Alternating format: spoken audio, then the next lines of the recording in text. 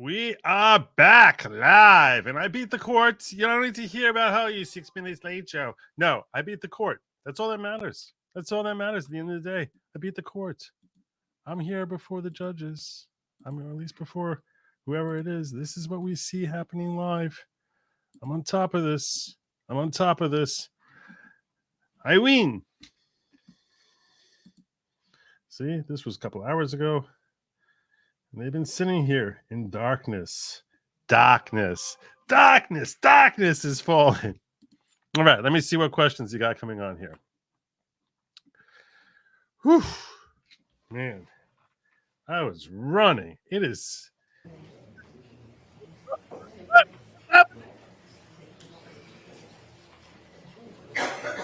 Good timing, Joey.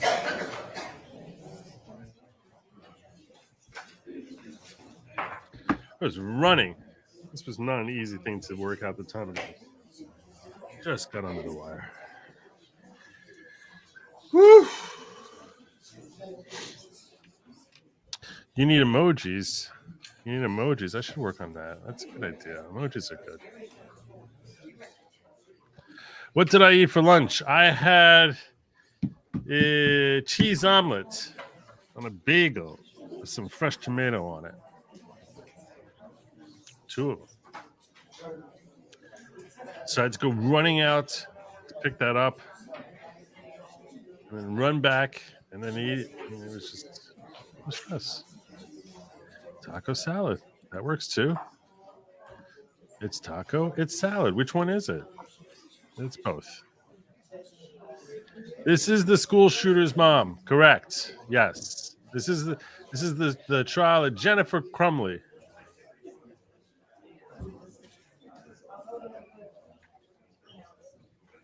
The trial of Jennifer Crumbley.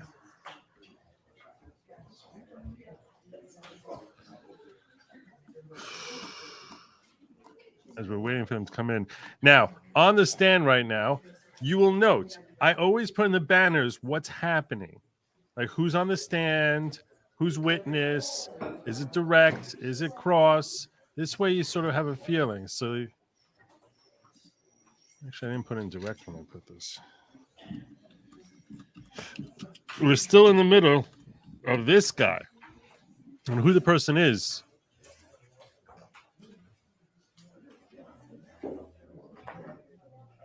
Let's put the colon here. I don't like the way I put my colons. Shawn Hopkins. Shawn Hopkins. This guy seems so breakable and so necessary to be broken. It seems like he's been broken many times before. lesser men than the defense counsel have broken Shawn Hopkins before. Trust me. Probably not too many women, but lesser men have broken Shawn Hopkins. That's my take. While we're waiting for this, I should probably put on my usual. Now we're still on direct. We're in the middle of direct. He's like basically at the point. I think the parents are there.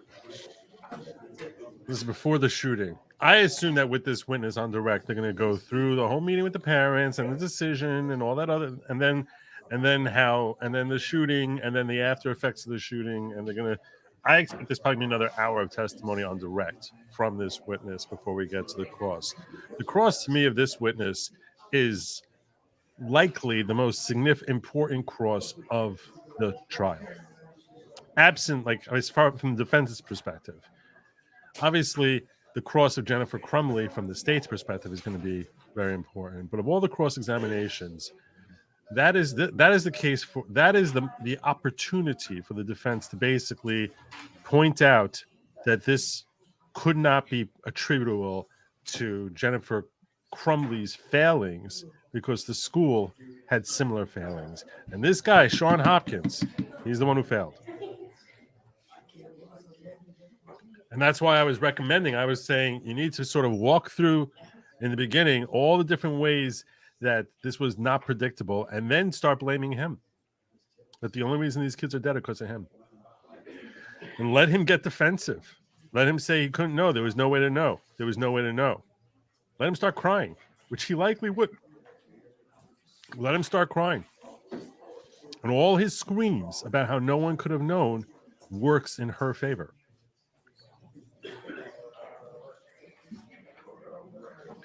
Because he didn't ask about a gun. He didn't look for a gun.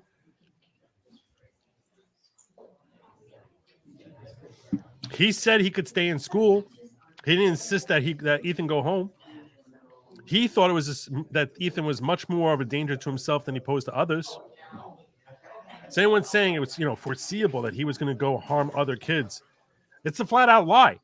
And this guy is the best guy to help make that case for the defense. Far more effective than Jennifer saying it.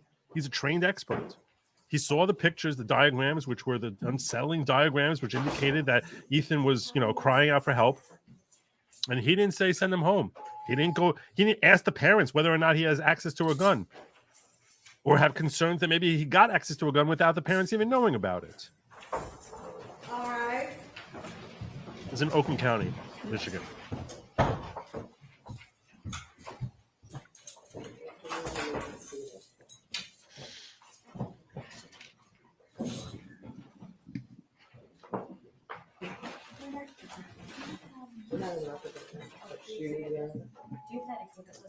Yeah, you can have it back. Yeah, mine is on my desk.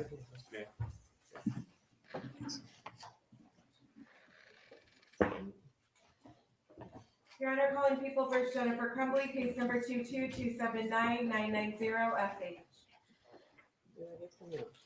Well, this guy is interesting testimony. For you. We had a discussion about a juror last week.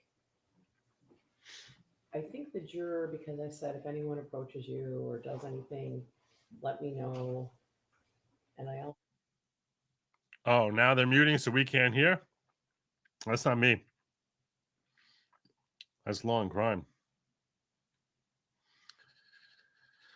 I think that's intentional. Oh, I typoed on the banner. Let's correct that while we have a moment here.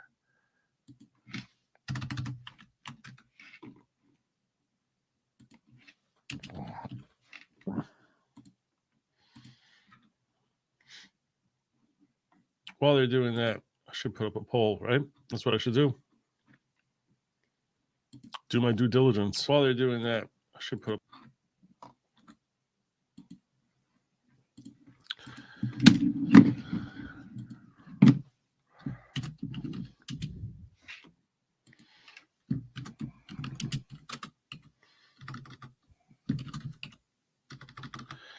Okay, I'm struggling to.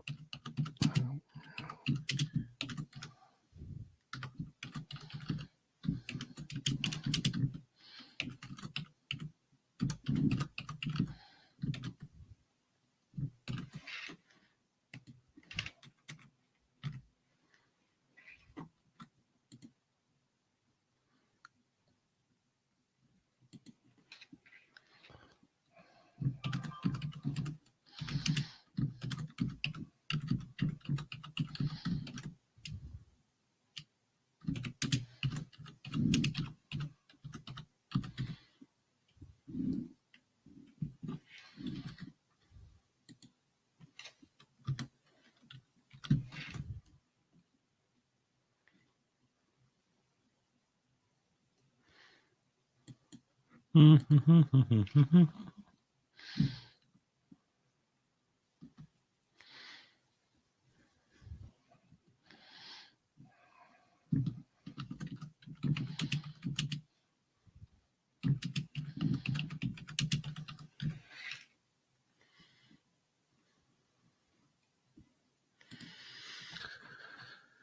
right. Fresh poll up there.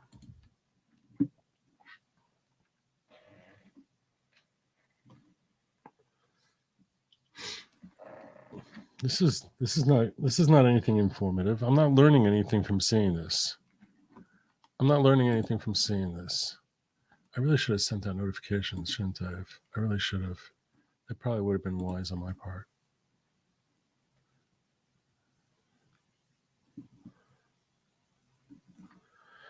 Yeah, I don't like this. I don't like this. How am I supposed to display my vast knowledge and expertise in a silent room? Why can we not know what they're debating here? They're talking obviously about a situation with a juror. Sounded like they were talking about a juror being approached. Speaking of which, there's this thing that's going on with Alex Murdoch and thoughts as to whether or not his trial may ultimately, he may get a brand new trial. He really might. That could happen. And I plan on reviewing that tonight.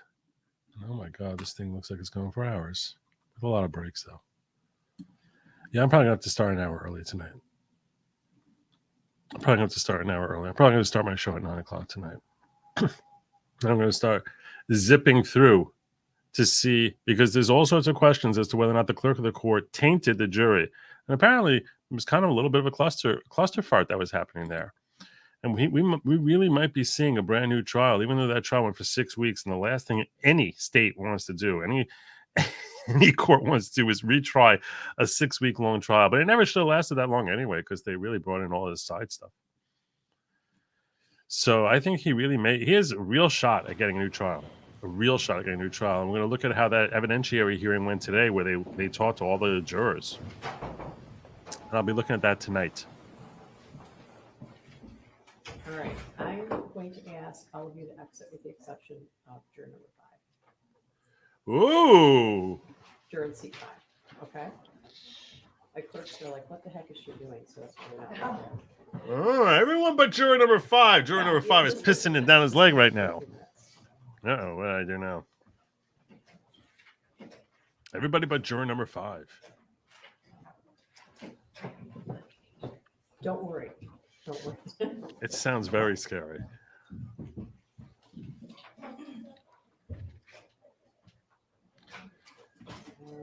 This is the trial of Jennifer Crumbley, mother of school shooter Ethan Crumbley. He's been convicted of killing 4 kids. And they want to charge her with involuntary manslaughter, say she's responsible for his shooting. Oh, the jury's never. It's down in the description. You get a lengthy explanation. I just want to make sure the audio works. I've got my hand over the lens, Your Honor. Okay. So, but it's just these proceedings right here are off camera. Do you want cam? I would love it. I don't know if I'm allowed to ask you to do that, though. No, she's not. Am I allowed to ask you to do No.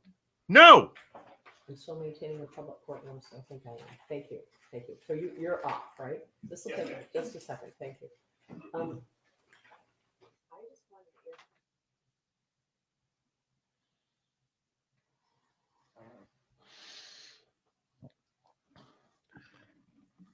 Little bit of Aunt Mary in my life. A little bit of Tina on the side. Welcome to juror number 5. Do, do, do, do, do. Do, do, do, do, do.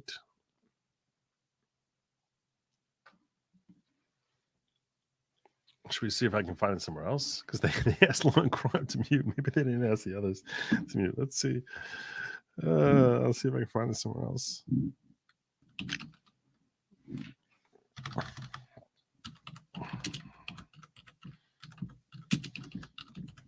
See if we can eavesdrop. Eavesdrop.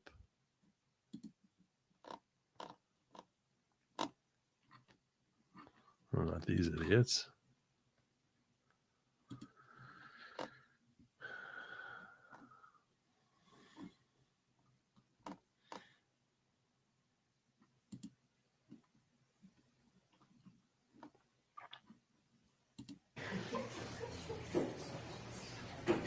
Nope, it's not it.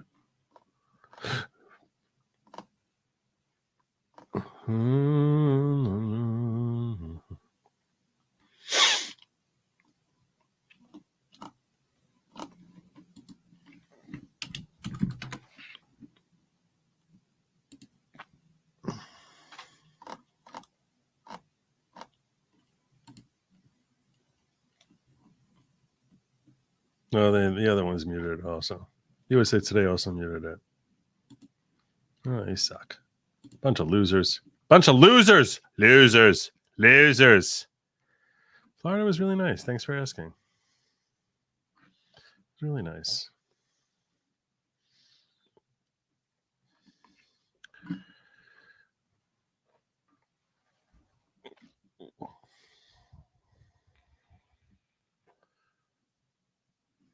Come on down, juror number 5.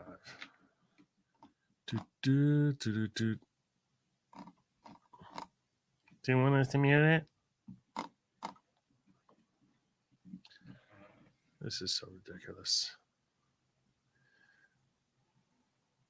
I just hope they have enough guards there to make sure that Jennifer doesn't pose a threat to society.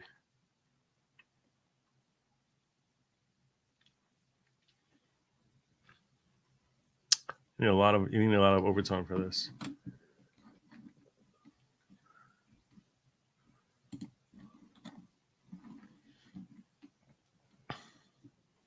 I'm going to peek over here. This is at the Alex Murdoch. I'm going to peek over. 19 today. That's only, that is copied to Mr. What the hell Harpootlian, is Mr. that? Griffin, Mr. Waters, and Attorney General Wilson. And basically, What is that? says his client.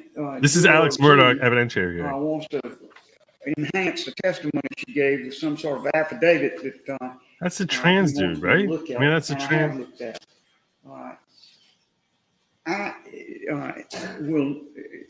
I want to hear from the state and the defense, but I can tell you, I'm not inclined to get back into the testimony that's already been taken by these jurors.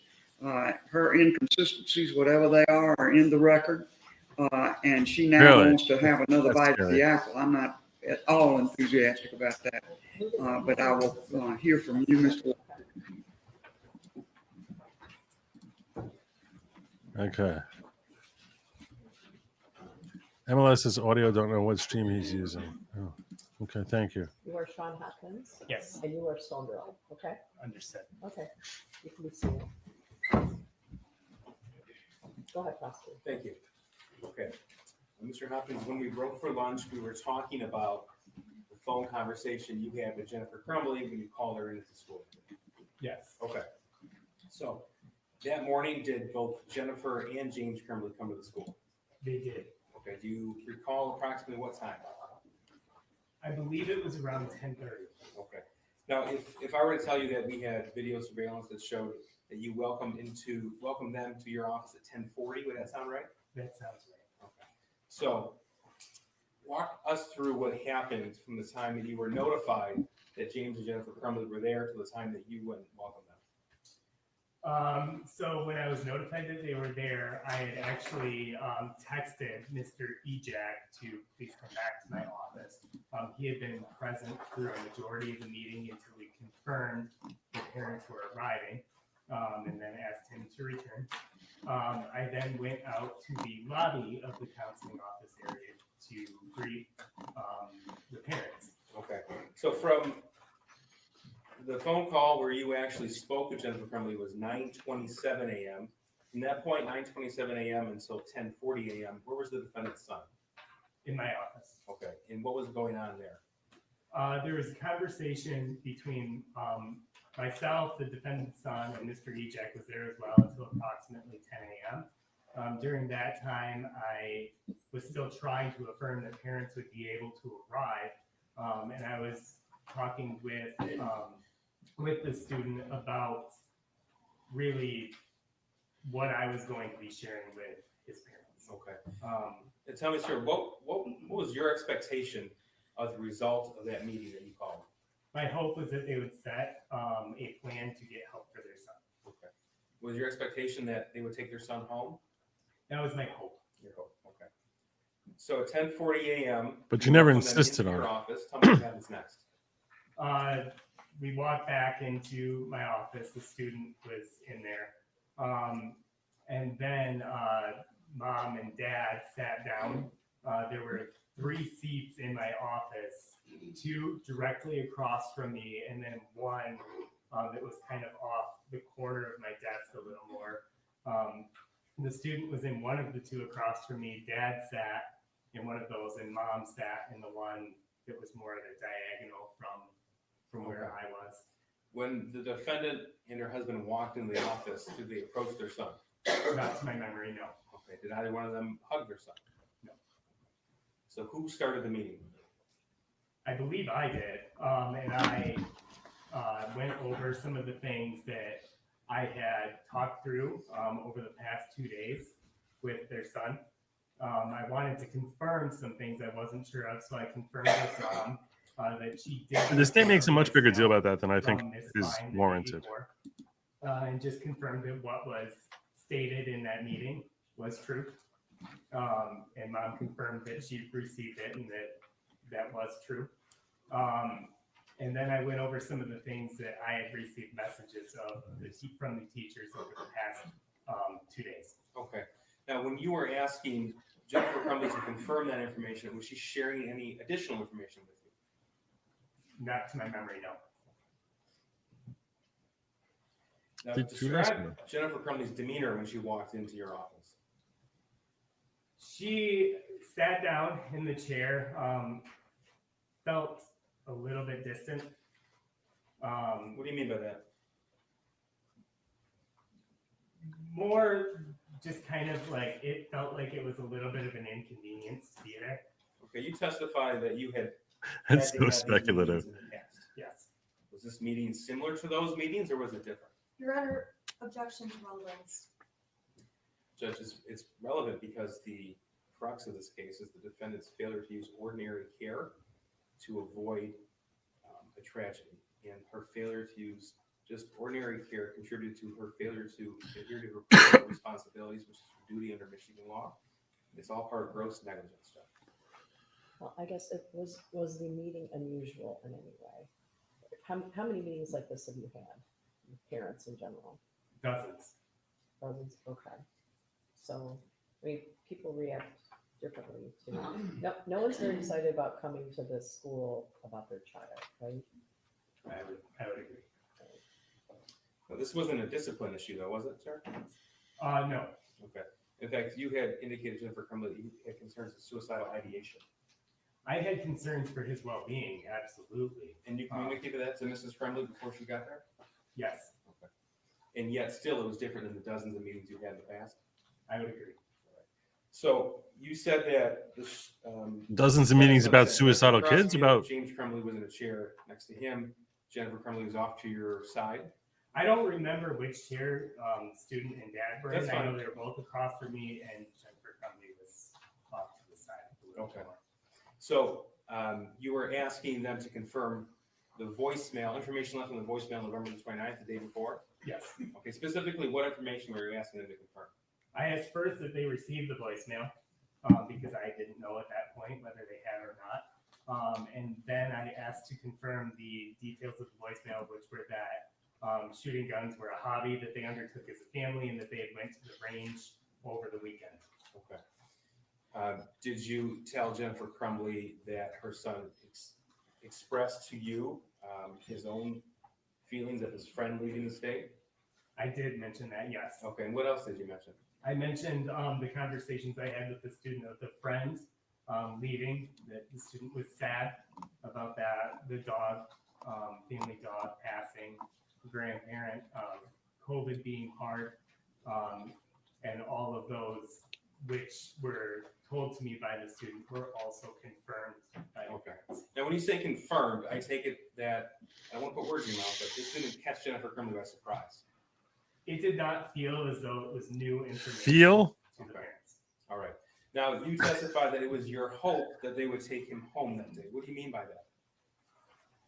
I wanted to make sure the student was able to get the support that I felt was needed, and I was wanting it to be as soon as possible. Okay.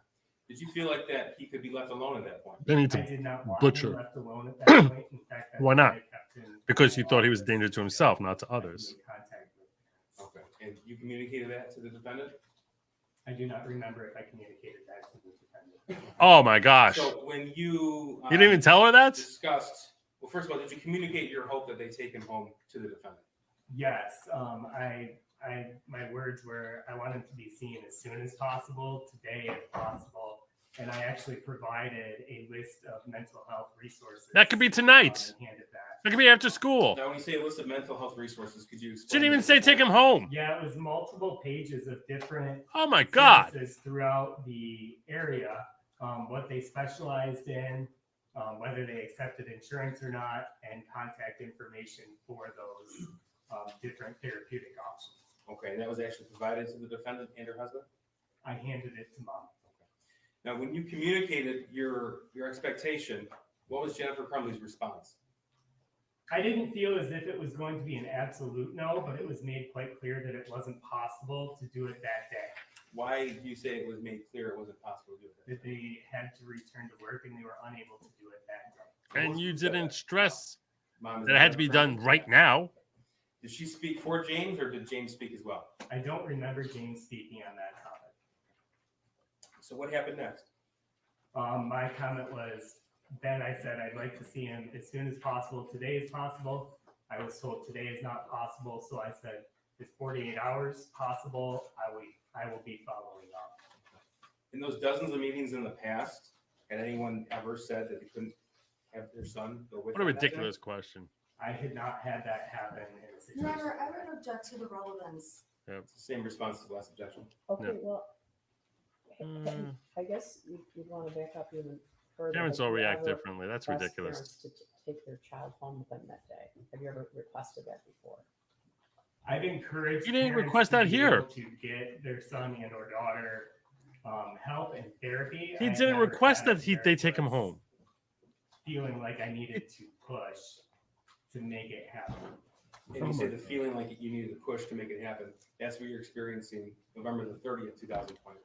That is correct. This is such revisionist. He just So said tell me the what's going opposite on of through that. your mind at this point. I was a little caught off guard and a little confused because it was something that I wasn't really expecting that type of response, especially when parents came, and in fact, both parents came, which I wasn't expecting, nor did I request. I was a little surprised at their willingness to come, but then not completely follow through. How do you know not But you completely follow told through? the That's just defendant so or husband that speculative. Your opinion was I'm getting this angry at drawing this dude. showed suicidal ideation. Is that right? That was my opinion, and I would did totally not, break this guy. I saw it as somebody who was showing signs that could be associated with suicide, and so I took that, and out of just an abundance of caution, wanted to make sure that the student was able to get help. Okay. But you communicated that to the defendant. I did. Eventually, not 10 minutes later. Did you specifically ask them to take him home that day? I did not specifically ask them Thank to you. take him home. I asked them to take him to get help and therapeutic help. Which doesn't mean this Now, second. when it was made clear to you that Jennifer Crumbley was not going to take her son home, and neither was James. They weren't asked to take him home. My next step was to try and think of what is best for the student in front of me in this moment. Okay. And tell me about your decision process. When I looked through it, it was clear they weren't going to take him that day. So my first thought was, I don't want him alone. I want to make sure somebody who's experiencing. Why didn't you want him alone? Because I don't want a student who may be suicidal alone. I cut you off. Please continue. I then, after determining I didn't want him alone, I went through different options of what needed to happen. At that point, the student had requested to be able to stay in class. And parents were on board with him staying in class as a good placement. Okay. I was with our dean, who would be the person who does discipline. And of the 4 adults in the room, I'm the one who can't remove a student from class. So I asked our dean if there was any I feel like I'm reason being set up from a here. discipline standpoint or anything that he needed to do from a discipline standpoint that would prevent the student from returning to class. And the response there? No. So you told us that you were taken aback. You were a bit confused by the response of the defendant. What are you And now we confused moved on about? to your next You didn't decision, tell them which to do makes something you that they farther. objected to. Is that when you You were turned to confused Mr. about Jack Jack. and requested? Now to you were see saying you were discipline? confused. You weren't confused then. It is. Okay. And how did the meeting end? Tell us about that. The meeting at that point ended fairly abruptly. What do you mean by that? Well, at that point, we had a student wanting to return to class. I knew that he wasn't going to be able to be removed to go get therapy that day. So I was kind of left with an option of, okay, this student, I can't keep a student from class if there isn't a reason to keep him from class. I asked if there was a discipline reason, and once we had kind of gotten to that point, I allowed the student to go back to class based on the information I had, and then mom asked if we were done. At Those that were her point. words. Are we done? Yeah. Okay. Yes. What was your response to that? My response was like, yes, so.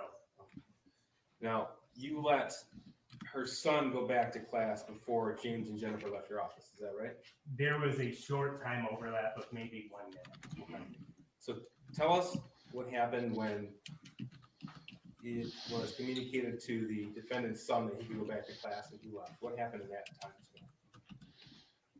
There wasn't anything noteworthy or different than any other student I've had leave my office. I wrote a pass to allow him back into the classroom, and he had his belongings and went to class. When he left, did either James or Jennifer hug him? Not to my memory, no. Did they say anything to him? Not to my memory. Did you say anything to him?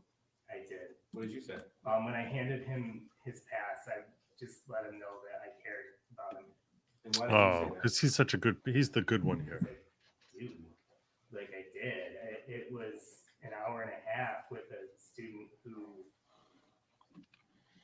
was sad. You think other counselors are better? Talking about future plans. Now, in the time span from when you wrote him a pass and he went back to his class and James and Jennifer were still there, did they continue discussion without him? I don't remember any. Okay. So what happened next? I had handed them the sheet with referrals, and to my memory, they gathered up belongings and left. Now, what was your plan as far as follow-up had this attack not happened? My plan as far as follow-up was I was going to meet with the student the next morning to see if there had been more discussions and more plans about getting help. And then if there had not, my plan was to call Child Protective Services. Oh, okay. Yeah. How Now long he's gonna would be you calling say child protective the services. meeting lasted from beginning to end? Well, Less than they had plans. All right. They had plans to get him a counselor that afternoon. Objection. Same response, Jeff. In your experience, how long do these meetings usually last? They vary. I mean, I've had some where parents came, got their kids, and it was 5 minutes. I've had some where we were in my office for an hour. So the instances where they grabbed their kid, that was quick. Could be, yes. But when they spoke and talked through things. Oh, now you're putting words in his mouth. Okay, one more, Your Honor. Nothing further, thank you. Oh, you're not going through the shooting. Thank you. Interesting. Good afternoon. She needs to kill him. Good afternoon. My name is Shannon. I represent Mrs. Crumbley. When I'm asking questions today, if I ask anything confusing, can you? You don't need to say this. It's not deposition. I will do so. It's Okay, not a thank you. I deposition. You don't do appreciate that. It's true that you are licensed as a school counselor, correct? That is correct. What does it mean to be licensed as a school counselor, or what does one have to do to obtain a license? You have to graduate with a degree from an accredited university and meet all of the standards of the state of Michigan to become a school counselor. And obviously you did that. Yes. Can you give us the example and some examples of the standards? I have to meet the required trainings based on hours over a certain period of years. Do you recall how many hours or? Well, they're broken up into specific categories, but in totality, it's Set him up. on top of the degree. All the training he 150 has. hours every 5 But years. he should have known. 150 every 5 years. And you just mentioned that they're broken up into categories. Can you just give us a quick idea of what these categories are? Yep, some are based on college. They have to be hours specific towards helping students get to college. Some are based on careers, and some are more general. Are any of those based on suicide prevention or danger at school or discipline? Those hours are not, but a degree in counseling is. You have a degree in counseling. Aside from receiving your degree and those 150 hours of training, or hours that you had to obtain your license, did you have any other additional training or continuing type education regarding becoming a counselor? Or, okay, tell us about that. The training is continual and goes well above and beyond 150 hours. It's oftentimes based on. This is as loud as it gets. Oftentimes based on what is important. You were testifying, did you say you graduated in 12? No, I'm sorry, 2009? I graduated undergrad in 2009, master's in 2015. I'm sorry, okay, master's in 15, and at what point did you become licensed? Were you licensed, what year? I passed the school counseling exam in the summer of 2014. Okay, so starting in summer of 2014, you had to do at least 150 hours every 5-year period, correct? When I was hired in 2015 and had the full licensure, I did 5 years, renewed my license in 2020. Did you do the 150 hours or did you do more hours? More. Can you give us an idea of how many hours? Significantly more. Okay, when you say significantly more, are you talking double the number of hours, 50 extra hours? I wouldn't keep track of all the hours that far beyond, but significant. Pissing me off also. Okay, I understand, I just don't know. Sorry about that. More than 200, okay. And then, again, you've continued since that time when you renewed your license in 2020 to keep getting more and more hours, correct? Correct. Sorry. So by 2021, it's fair to say you had over the 150 hours you needed, the additional hours you talked about, and then you had already started moving on into the 150 you would need for renewing your license for the next 5 years. Yes, Okay, did I say all that right? I believe so. Okay, thank you. Now, when I want to go back through the exhibits that Mr. Keast admitted while you were on the stand, and if you need to see any of the exhibits, please let me know. I'm going to start with 155, which were the emails that started off with Ms. Is it DeRiker? It is DeRiker. DeRiker. Do you need to see that in order to? I would like to see this. Okay, yes, please. Your Honor, may I put it up on the screen, what's been admitted? Sure, I'm sorry, what exhibit number is it? This is going to be number 155, and I just need to. Okay.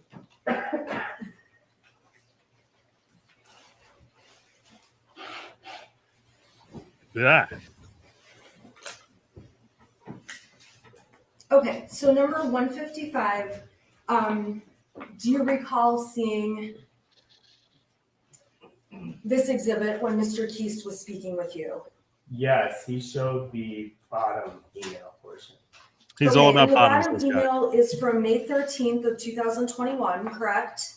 That is correct. And the issue on this day was a teacher wanted you to speak to Mrs. Crumbley's son to see how he's doing because he was failing class and trying to sleep all the time, correct? Yes, it states he is failing my class and tries to sleep all the time. Now, on this issue, on May 13th of 2021, I may have missed it. You don't recall meeting with Mrs. Crumbley's son to see what was going on, do you? I do not have memory of this meeting. Do you not have memory of the meeting, or did you not meet with him? Do you even know? I do not have memory of the meeting. Evidence that has been researched suggests that I did meet with him. At that time, in May of 2021, you did not call Mrs. Crumbley to discuss this falling asleep and failing a class, correct? To my memory, I did not. Thank you. I'm going to go to the next exhibit, which is number 156. Okay, and it's popping up on the screen. So number 156, this is from September of 2021. So a couple of months later, correct?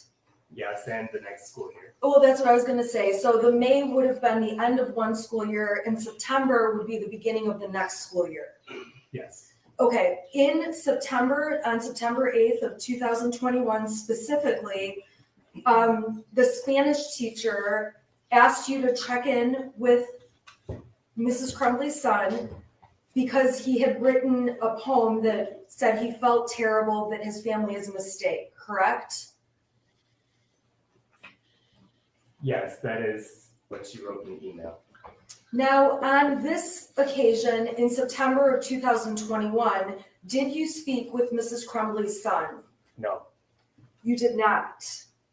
Okay, so then it would also be fair to say that you did not call Mrs. Crumbley herself and let her know that this concern had taken place. Yes, as I stated earlier, I followed through with the teacher on Okay, this concern, and she gave me further. You didn't convey that to clarification Jennifer. of what had occurred. okay, so at the end of the day, after further clarification, all said and done, this September 8th date, you did not place a phone call to Mrs. Crumbley. Correct. You did not email her or, I suppose, communicate knowledge, with her she had in no any way, knowledge of it. correct? That is correct. To your knowledge, I'm she going had no a couple knowledge. months later, we saw exhibit 157, and I'm gonna go ahead and put that up on the screen. Now, 157 is the emails dated, it looks like November 10th of 2021. This was an email from the Spanish teacher to you indicating that Mrs. Crumbley's son is having a rough time and may need to speak with you, correct? Yes, that she writes he is having a rough time right now. He might need to speak with you. And on this occasion, you did speak with Mrs. Crumbley's son, correct? I did. This was the occasion where you saw him in the hallway and had a conversation with him, correct? Yes, I caught him during passing time where there were a couple of minutes in between classes and let him know that if he needed someone to talk to, that I would be there. Okay, so you talked to So him. strange that he offered didn't take you up on support, that. let him know where he could find you, correct? Correct. Now, on this occasion, in November 10th of 2021, after speaking with Mrs. Crumbley's son, you did not call Mrs. Crumbley, correct? I did not. You did not email Mrs. Crumbley about what took place with her son, correct? I did not contact her in any way based on this email.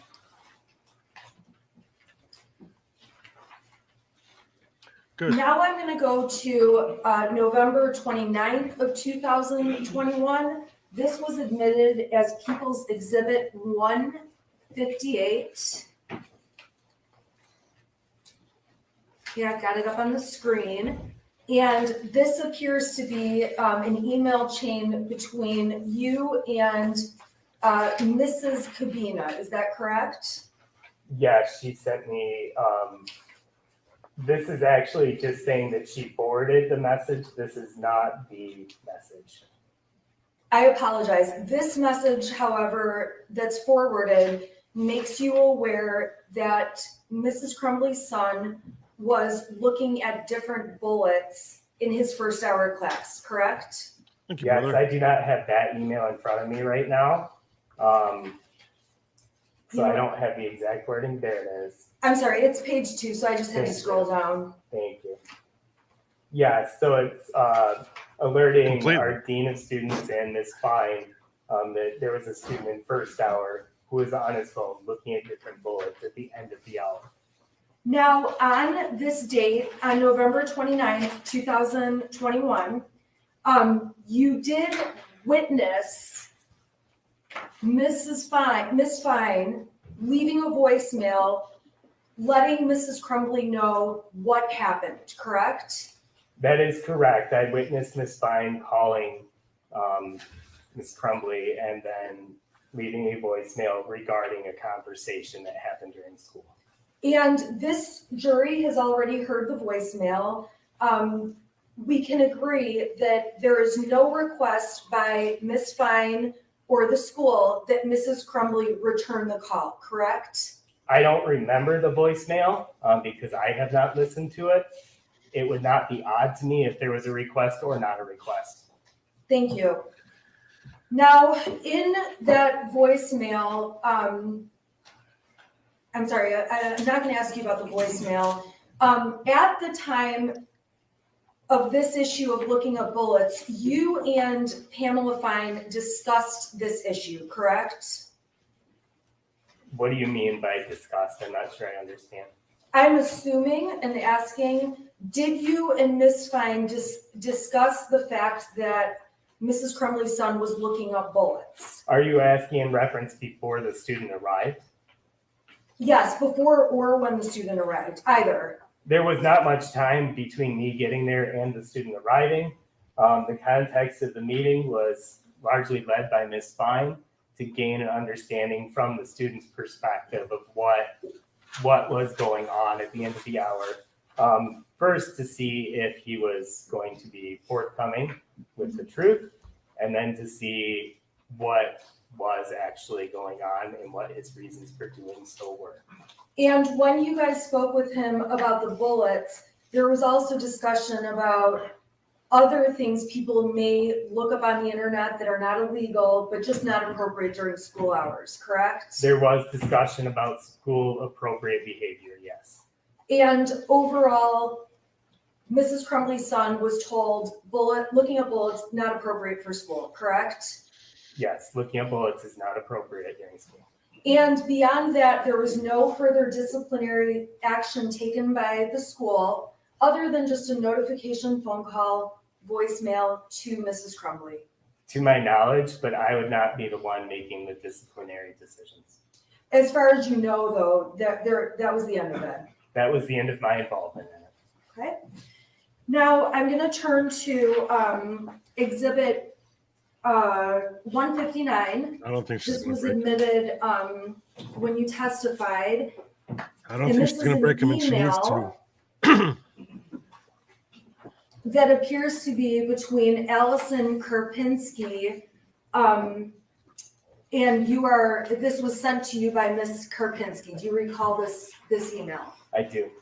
Now, this email is dated on November 30th, 2021. Yes. Correct? And no, we agreed, November 30th, 2021 is the day that ultimately becomes the shooting, the day of the shooting. Yes. And this email was sent at 8:05 a.m. by the teacher to you. Yes. And specifically mentions that Mrs. Crumbley's son was watching videos on his phone of a guy gunning down people, correct? It says that today he is watching videos of his phone of a guy gunning down people, and to continue, she writes, it looks like a movie scene and not. Did you security tell footage the / parents video this? events. Okay, so she represented that it looked like a movie scene. It doesn't look like a real event. Okay. But she mentioned that it's definitely still concerning, correct? So Yes, you it says had when this taking knowledge and into the parents account some of didn't? his other behaviors, that she found it Thank you, Jenny. definitely still concerning. Now, when did you become aware that Mrs. Crumbley's son was watching these concerning videos? When I read the email, At 8:05 in the morning? I did not read the email at 8:05. I believe I read it approximately 30 minutes later. Before the Okay, so parents you were- would have read this email at approximately 8:30 that morning. Around that time, yes. Now, when you read the email at 8:30 that morning, you did not call call Mrs. Crumbley's son down to the office to ask him about these videos, correct? I was on the phone at the time with other parents. So you did not call Mrs. Crumbley's son down to ask him about the videos. That's fair, correct? I did as soon as I was able to. Okay, so there's a time lapse between when you got the email and when you were able to speak with She's zeroing in Mrs. now. Crumbley's son. Yes. Now, when you spoke to Come on, go get Mrs. him. Crumbley's son, you did not ask him to bring up the videos and let you watch what he was watching, correct? Correct. I asked him what he was watching. And you relied on the information he provided to you about what he was watching. Exactly as I would if I asked him to show me the videos, yes. I'm sorry, I don't understand what that means. I was relying on him to provide the information, which would be the same as if I had asked him to show the videos. No, it's not. Okay, but if you saw the videos, you would know specifically what they look like. You are instead relying on what His description. Mrs. Crumbley's son says was on the videos, correct? Yes, I asked him what they were and he told me what they were. And I relied on the information he gave me. When he told you what the videos were, the information you relied on, did he tell you where he obtained those videos from? No.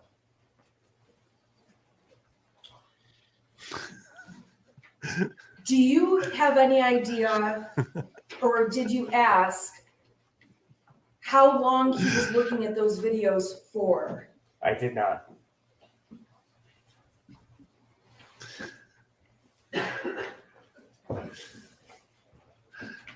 Now, on November 30th, so about an hour after the time period we just discussed, that was when Miss Morgan made you aware of this math paper that we've discussed extensively in this trial, correct? Ms. Morgan did not make me aware of the math paper.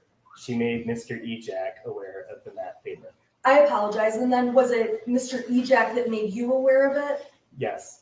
Okay, thank you. And thank you for clearing that up. Now, your testimony, Very poor style. On the you last witness, testified about she got there eventually. the math paperwork, your observations, your thoughts about it on a couple of occasions Come back to her. over the last couple of years. Is that a fair statement? Yes. And when you saw the original photograph or the original math paper, we can agree that there is a gun drawn on the math paper. Which one are you referring to as the original? I'm speaking about the one, let me put it up on the screen. It would be, it's within Exhibit 160. This is the picture. And it's That was the, modified. prior to This is originally what it looked alterations, the math paper. I'm showing this to you directly and covering. Do you recall seeing this? Get a better angle of it. I'll make it a little bigger. Yes, I was sent this in an email approximately 30 minutes into our meeting. Okay, now, when you saw, did you see the altered math test first, or did you see I called this the original. This is the There's altered one. also one, because, let's just be clear here. This is when it was altered. The shooter drew on a math paper, and what we see on the screen is that original drawing and writings. Is that correct? What you see here is the photograph taken by the math teacher, Of the original paper. as it was when she had it, yes. And then after she had it, the shooter wrote more on the paper, and we ended up with a second math paper that is essentially the original math paper plus some writings on it, correct? Well, it's doctored. Doctored. Okay, right. So I'm going to call this the original, and then I'm going to call the other one with the additional writing the altered version. Is that okay with you? Understood. Okay, for the purpose of questioning. Okay, now I'm going to open up the altered version This is as the altered well, one. which was admitted as Exhibit 123. okay? It seems like he So, knew they were on it's to fair him, to say and that's that why he you are writes OHS familiar rocks, or I love my both life so with- much. We're all With friends the here original from this act. math paper Sounds and like he's with trying to hide the things. altered one, correct? I was able to look at both of them over the course of our meeting, correct? And when you look at both papers, it's very clear that Mrs. Crumbley's son drew a picture depicting a gun, correct? Yes, and the one especially that has no scribbles over it, I would not say that without context that it would be very clear on the altered one that that is a gun. Without context of the original. Okay, I agree with you. So you're saying that the first photo on the left of the screen, crossed it it's out here. clearly a gun, but when he altered the drawing, he crossed it off so much you might not know that had been a gun drawn there. Correct. Okay, when you saw the gun drawn on the sheet, seeing that gun, even just seeing the gun, that was not enough to make you believe that Mrs. Crumbley's son posed a risk to himself or other students, correct? I wasn't sure whether he posed a risk to himself. So that is why I called in the parents. Okay, I was concerned and I wouldn't call in parents unless I was concerned. okay, so you called the parents in because you were concerned, but we can agree that seeing the drawings, just the drawings alone were not enough for you to conclude there is something dangerous to other people. When I take that in context, that is only a piece of the information I had. I also was looking at his demeanor throughout it. I also was asking questions to him, asking if he was a threat This to is where you himself or zero in. others, Go and get taking him. his This is all your response fault. of sadness, which is not a common threatening response. Okay, and in all fairness, Go get him. and you've had lots of training on this, correct? I have had training on this. So you've been trained, you've been formally trained on how to assess this kind of information and how to deal with it, correct? Correct. And the number one way that I would be dealing with it would be to entrust the care to parents. To entrust You the didn't demand that you parents take 'em home. with the care of their child. Correct. Okay. You didn't even ask him So- to take him home. There was She's talk dropping the ball. at Oh some my point God. in the materials from this case about a step 1, step 2, step 3. Do you know what I'm talking about in terms of evaluating a suicide risk? I don't know what direct thing you're referring to. Okay, are there certain steps, if you do have concern, that you follow if a student is exhibiting what you call suicide ideation? Well, suicide ideation is very different than actively suicidal. Okay, So I wonder if what you're describing might be an active suicide checklist as opposed to what we do if we see suicidal ideation. well, what do you do if you said in this case you were concerned about suicidal ideation, correct? Yes, So what do you do when it's a concern of suicidal ideation? I call the parents. Call the parents. Okay, and that's what you did obviously in this case. Yes.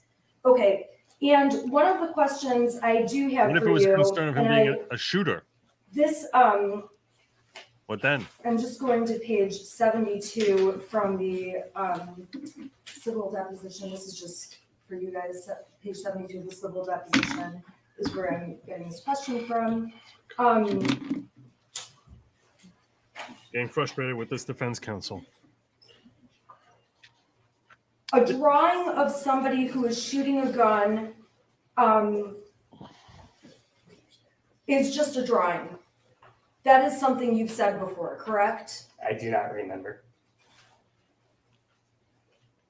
If there's not Never. another person in the drawing, that's of significance to you when you see a picture of a gun, correct? Are you referencing in regards to the math assignment? Yes. In the math assignment, if I see multiple people, I do He's have a nervous now. different level This of is where you concern. crush him. Okay, so explain for us then what, and I don't know why that clicked off, but it's gonna pop back up. So explain to us what you mean by when you see another person or you don't see another person. Tell us what you see up here and how things would change if there were multiple people. Well, I see one body. If I see somebody holding the gun in one body, my response is completely different. Okay, so, and have you had training about looking at drawings by students and being able to take them into account when you're assessing situations? I've had training in how to assess situations. I would not say I've had training in students' drawings. Okay, but your conclusion was that because there's not a second person, seeing a gun on these pages in and of itself alone would not be enough to cause you concern. Again, you're taking a very small piece of that. That is just a piece of what I saw Go in get him. totality. Okay, What what else so did you say? you were asked before, you didn't see anything listening to him. that He's not listening suggested to him. that there was a gun in the hand on this drawing, and your answer was no, correct? In regards to this drawing, Yes. I do not see a gun in someone's hand on this drawing. Okay, you were asked, that's a pretty important thing for you to know or not. Do you agree? Your answer was a drawing of somebody who is shooting a gun. Still, there's not another person. It's just a drawing. Do you recall testifying that way when you were previously asked about this drawing? That was not in regards to this drawing. It's fair to say that, which drawing was it in regards to then? Not this one. Oh God. So you testified at a deposition on September 14th of 2022, correct? I believe that was the date, correct? And there are,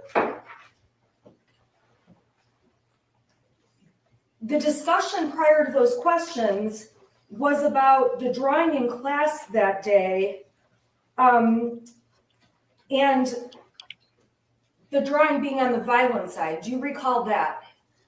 In regards to the email from the teacher that we discussed earlier, yes. Okay, so at the end of the day, your prior testimony that seeing a drawing of a gun, that in and of itself, by itself, does not create enough of a concern that something more sinister is happening, correct? We are looking at a total picture and not just a piece of a picture. Ask And about you the are total trying to look at picture. that total picture, correct? I took the approach to look at the total picture. In addition to looking at the total picture, and by picture, I'm saying the picture that was drawn, you also look at the picture in terms of the demeanor of the person you're speaking to, the way the person is presenting, the way the student is behaving, a number of factors, correct? I try to take in as much information as I can. What And information did you taking take in in? as much information as you can is certainly something that you have learned to do through, in addition to your training, your experience, correct? Yes. This is not the first time that you're calling a student down to your office to talk to them about something that may be problematic, correct? Well, and that's why I was not the only one in the meeting. Was I didn't want How did you miss that he was a If potential shooter? I was the only How did you one miss making it? the call. I also had our These kids are dead because of you. That's how you come after him. And when so you are in the meeting, and when you're saying the person in charge of discipline, you're talking about Mr. Ejak, correct? Yes. And Mr. Ejak is going to testify, but your understanding is that Mr. Ejak has also had training on dealing with these kind of situations, correct? I do not know his total background. You would assume that as the assistant dean of school of the school, I'm just he's got objecting to the training. question of this witness. Mr. Ejak will testify. It's appropriate for him. I'll withdraw the question, Your Okay, yeah, Honor. he can answer that, Mr. Ejak. She's Now, when you asked Mrs. Crumbley's son about the videos he was watching, he indicated to you that he wanted to be a video game designer, correct? He did. And he actually had a detailed conversation with you about an opportunity that Oxford has for students to get training to Oh my become God. video game designers, correct? Oh my I God. showed him a program through Oakland schools. You're that blowing it, could lady. into that area. This is a whole Okay, so different you line of and, you and Mrs. Crumbley's son had a conversation about if he was interested in pursuing a video game designer career. The school system even has opportunities for him to further that interest. Yes, And in that conversation, when you were speaking to Mrs. Crumbley's son, you believed he had a genuine interest in this video game designing future. yes, I did. Why are we talking about video If games? you believed that Mrs. Crumbley's son did not have a genuine interest in becoming a designer, or that he really was drawing pictures with a plan to hurt people, you would have certainly taken different actions, correct? If I believed that he was a threat to people, I would have taken different actions. This is terrible. Now, you testified about when the parents came in and this meeting that you had with them. You obviously recall that, correct? I do recall the meeting. Now, when you met with the parents, they were present for approximately 12 minutes out of the entire time you spent with Mrs. Crumbley's son. Yes, And you testified that you were with Mrs. Crumbley's son for approximately an hour and a half, correct? correct. So it would have been an hour and a half, including those 12 minutes. Yes, Now, prior to that hour and a half spent with Mrs. Crumbley's son, you had never spent any kind of time really, aside from short conversations with Mrs. Crumbley's son. You spent an hour and a half with it and correct? didn't think he was a shooter. And you also had never spent time with Mr. or Focus on how Mrs. little he knows. Crumbley, Focus on how much he knows. talking to them This is so about or backwards. handling matters regarding their son, correct? correct. So when Mr. and Mrs. Crumbley arrived at the school and were communicating with you on this issue, these are not parents that you're seeing on a weekly or even monthly basis, correct? Correct. I imagine at the school, there are other situations where you have students that are essentially frequent flyers down to your office, correct? I do know some students more than others. And some of the students that you deal with more frequently, you're also used to dealing with their parents on a more frequent basis, correct? Potentially correct. And the more times you have to deal with the parents and the more times you have to deal with their child, the more you get to know about the family and the dynamics of the relationships, correct? Yes, I would hope the more time I spend with someone, the better I know them. So when you are talking about how the Crumbleys greeted their son or did not hug their She's son, off into like the whole it's fair to hugging say thing. that you are not aware, you've never really seen the Crumbleys greet their son on other occasions, correct? Correct. I'm not making a judgment. I'm Oh, you normal. totally I'm were simply making a stating judgment. what happened. Okay, and that's completely fair. Oh, And stop I it. just want to Keep confirm loving though, this guy. that in terms of when you're making the observation, there was no hug or a certain kind of greeting. You also you haven't had the experience of seeing the Crumbleys greet their son on other occasions. Correct.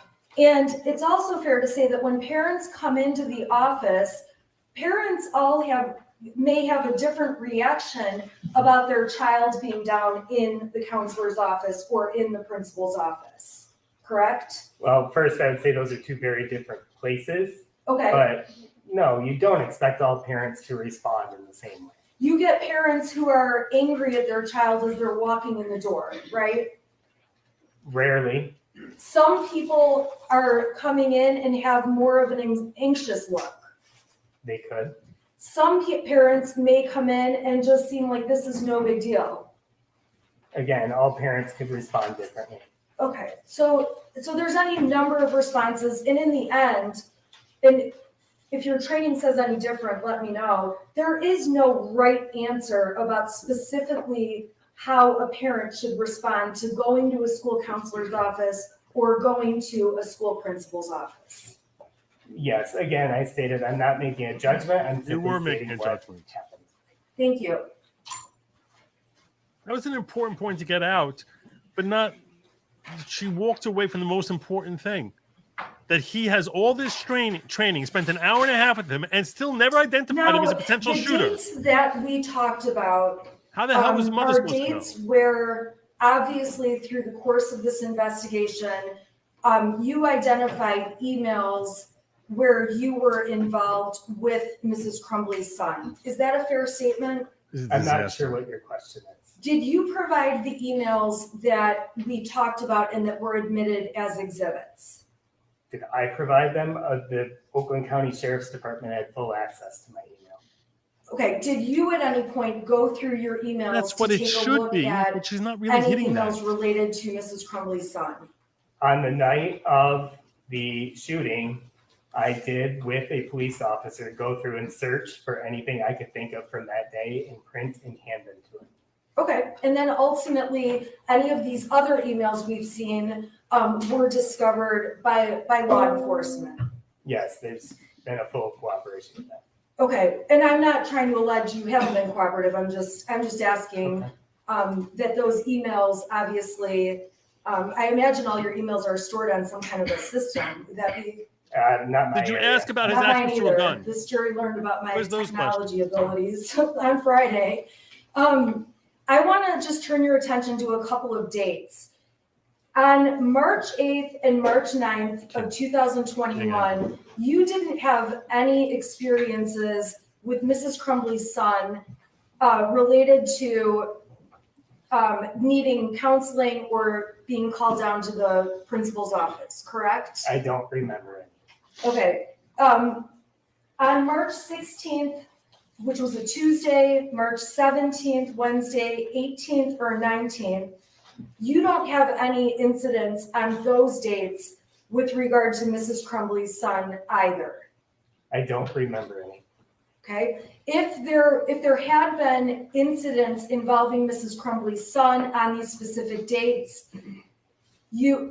would you assume they would have been included in the emails of all the other dates that were included about?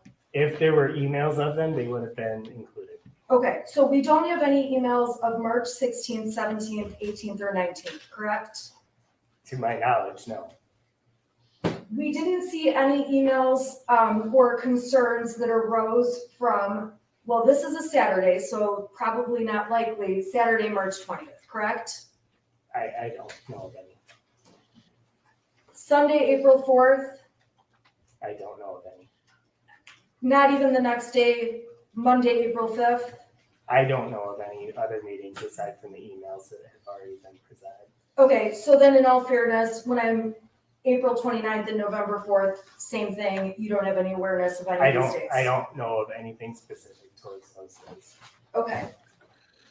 This is such a terrible defense.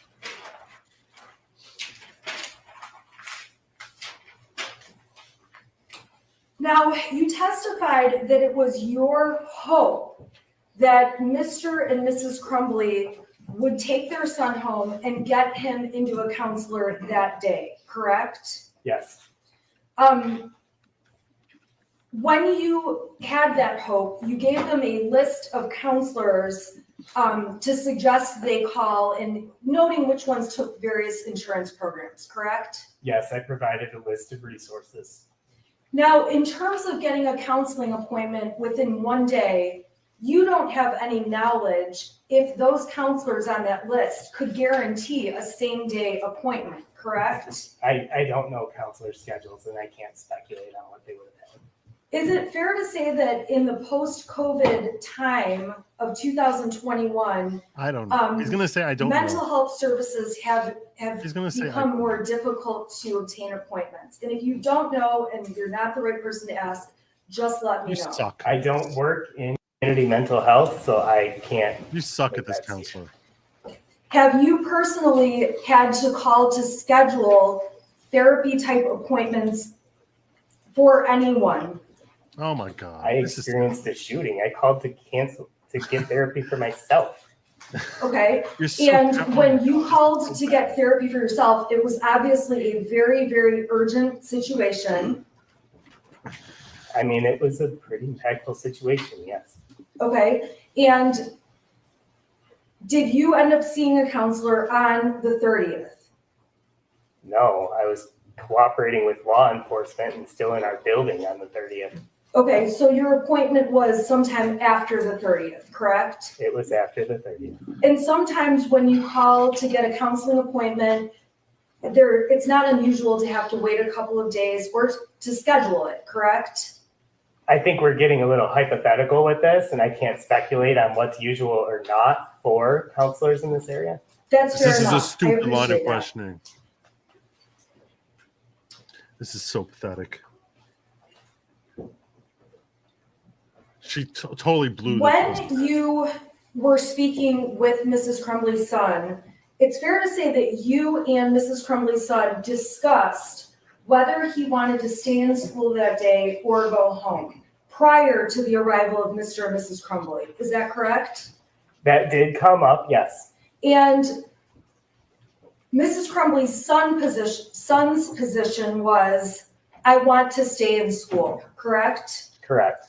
COVID had been hard on him. He didn't like virtual learning. Was that your understanding? He did state those two things, yes. And there was discussion when the parents arrived that missing school is a source of anxiety for Mrs. Crumbley's son. Do you recall that? I do. So before Mr. and Mrs. Crumbley even got there, the option for She should be making him cry. for Mrs. Crumbley's son She was to stay doing in this school properly. was on the table. Well, there is no option of staying in school. School is a requirement unless you meet certain standards in which it is no longer available to you. Okay, if a child gets sick at school, at Oxford High School, and vomits, okay, are they allowed to stay in school the rest of the day? I don't know. That's not something I deal with. Okay. Are you aware if a child has a temperature, if they are allowed to If stay he's in a school? threat If to you're not shoot other aware, kids, he's let me allowed to know. stay in school. If they are allowed to stay in school, Yes. if we didn't, like, again, hypothetical, but not my area, I don't send students home. You suck. Okay. Are you aware if the school will tell parents you need to take this child home if they are sick at school? Who cares about physically sick? The If they're only a time I potential remember shooter. that being a discussion was during COVID. Okay, during COVID, were kids who were exposed to COVID allowed to be in school? No, because we were following rules and regulations outside of the school. So even if parents said, I want my child to be in school, he has COVID, but I want him to be there, that's not allowed, right? Judge, I have to object to relevance now. We're awfully far afield. No, I think he said that that's not up to him. That's maybe, Correct. is that up to like the school nurse or some person? like There that? is no school Stupid nurse. line of The COVID tracing was not through the school. That Objection, was through the county. stupid line of council. questioning. All I'm asking is, there are times where if a child is sick, it's not an option for them to be present in school. When the If you county thought he would health harm department others, would you regulated let him that, stay? yes. Very And simple. you testified that if there had been a discipline issue as to Mrs. Crumbley's son, that may have been grounds to make him have to go home that day, correct? You That thought could he be would the strangle case someone. depending Would on you the send him home? discipline issue. And in terms of the discipline issue, I realize you're not the discipline person, but the school has the option, depending on what's correct, they could suspend a student, they could expel a student, there's processes over school discipline, correct? There is a process. I am not a part of that process. It's your testimony, though, that in this case, the school did not find a discipline issue with respect to to Mrs. Crumbley's son. That is correct. There was nothing that was determined as a discipline issue. So it was not a discipline issue that he was looking up bullets on his cell phone during a class. I would not be the one making that determination. In this case, that was not something he was disciplined for by the school. I already stated I was not a part of any potential disciplines to my knowledge, no. Same thing with watching videos on a phone. The school did not make a discipline issue that would cause Mrs. Crumbley's son to go home for sitting and watching videos on his phone during class, correct? There was nothing that was determined to be a discipline issue. And Mrs. Crumbley's son sitting and drawing on math paper instead of actually doing the math paper he's supposed to be doing, as far as you're aware, the school also didn't find there to be a disciplinary violation for that. Judge, Mr. Hopkins already testified the discipline is in this area. That's Mr. Ejak's area. He doesn't make that determination himself. I'll ask Mr. Ejak then when he testifies. Utter fail. Utter fail. Now, you did testify that one important thing was that you did not want Mrs. Crumbley's son to be alone after you thought he was so sad and experiencing so much sadness, correct? This is so sad. I did not feel that it was wise for a student with signs that could be suicidal ideation and things that I saw as suicidal ideation to be alone. Now, when you spoke to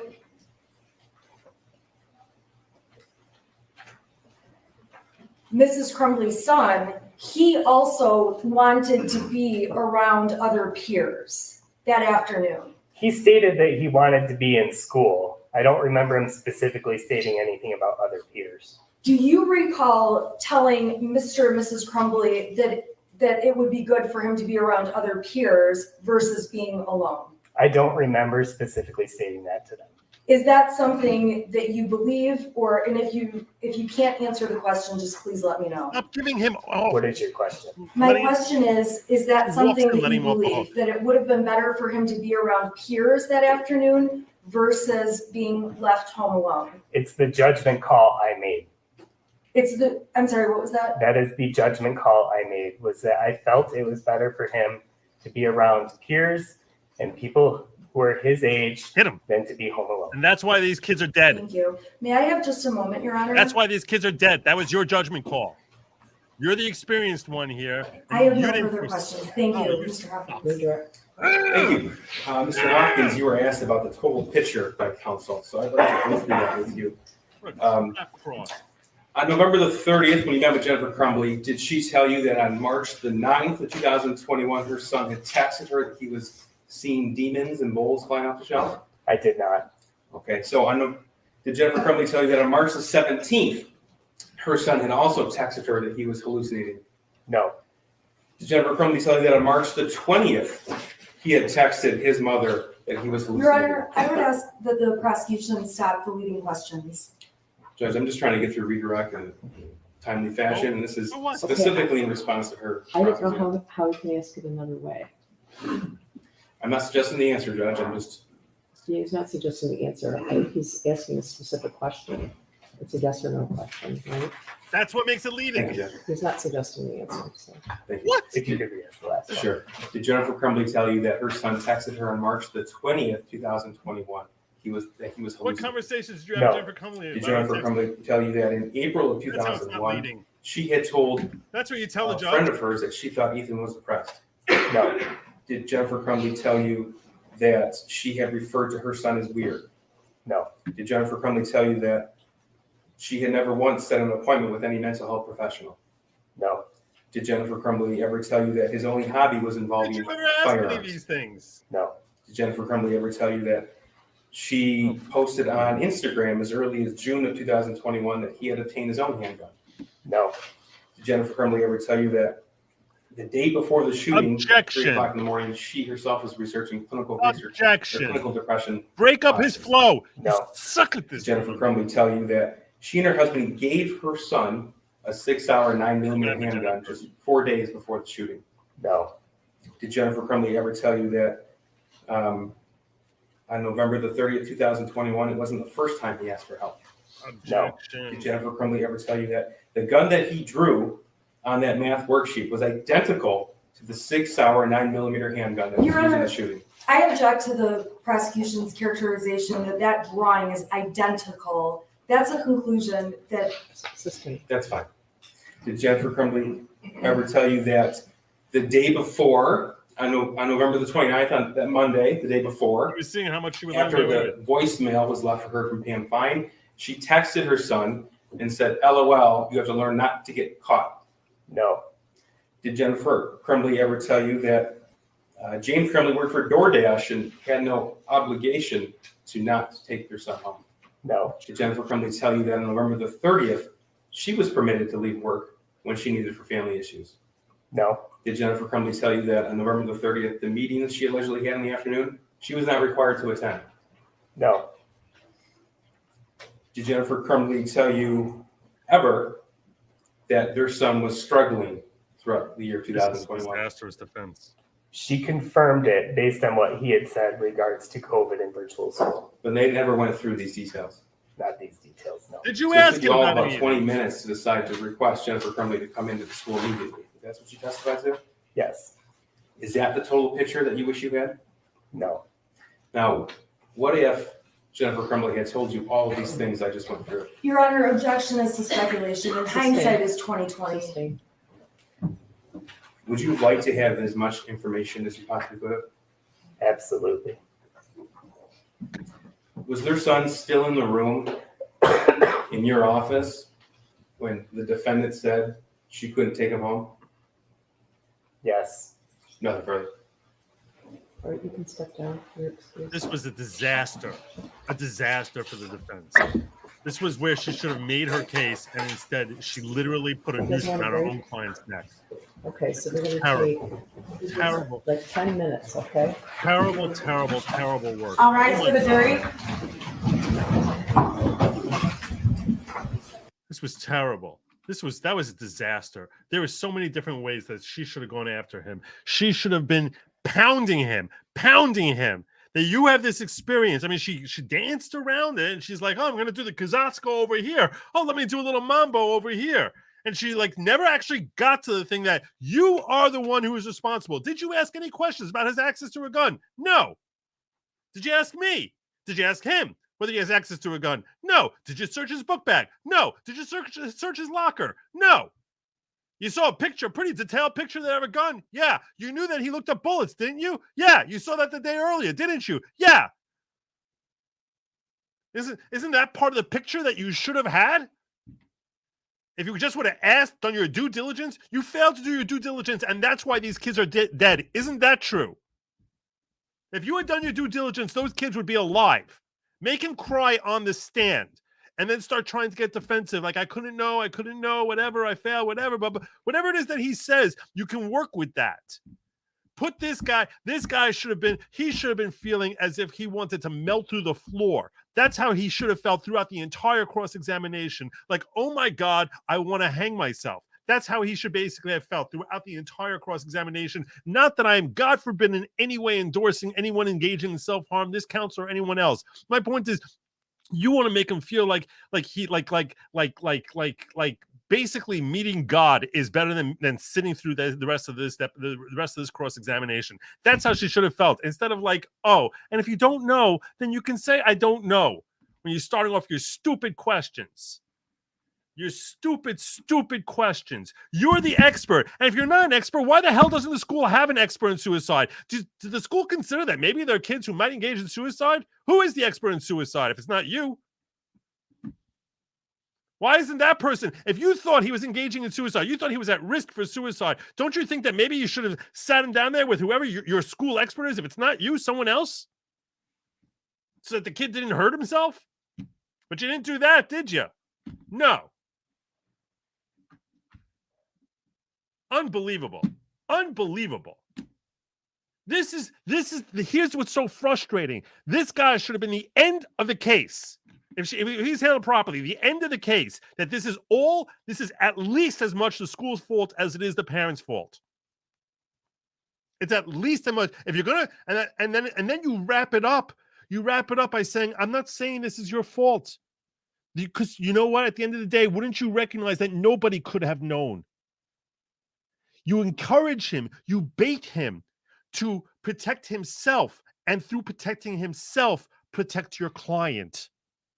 That's the objective here. You bait him into basically saying this is really not my fault because no one could have possibly foreseen this. Even if I had known all that, nobody would have realized that Ethan would have done something like this. And when he says that, boom, move for a directed verdict. The state's own witness is saying this is not foreseeable. If it's not foreseeable, my client cannot be found liable or have any sort of proximate cause. That Ethan himself is an intervening act. Boom, that's it. This guy should have been the end of the case. And instead, you're sitting there like dancing around, being like, well, so you shouldn't even hit him hard about the fact that they didn't tell him to go home. Why didn't you tell him to go home? Why didn't you demand it? She starts talking about stupid things like, what if he was sick? If he was sick, wouldn't he have to go home? Why don't you say, if he was a threat to other people, wouldn't he go home? Boom. Even if you didn't know he had a gun, were you afraid he was going to strangle someone? There's all sorts of pictures of bleeding there. Were you afraid he was going to stab someone? Maybe take a scissors and stab one of his classmates. Did you have any concerns about that? Oh, no, you didn't. Oh, that's why you left him there, right? You didn't even tell them to take him home. You didn't even ask. You just said, oh, you should get counseling. Was your expectation to get counseling in the middle of a Spanish class? Or that we get counseling after the day ended? All of these things should have been pounded home that nobody saw the imminence of the threat that he was on the morning of the day that the parents and this guy are sitting here talking about this kid and how troubled he is and and the entire scenario, the entire picture, as he calls it. Nobody foresaw at that time that included a threat, a potential threat to his classmates or anyone else in the school other than himself. You get him to say that. And when he says that, in order to help protect, and why he's motivated to say that, because otherwise, once you paint it as if it's anyone's fault, it's your fault. He's motivated to find shelter in saying it's nobody's fault. This was completely unforeseeable, and then boom, that's the end of the case. But she never got there. She never got there.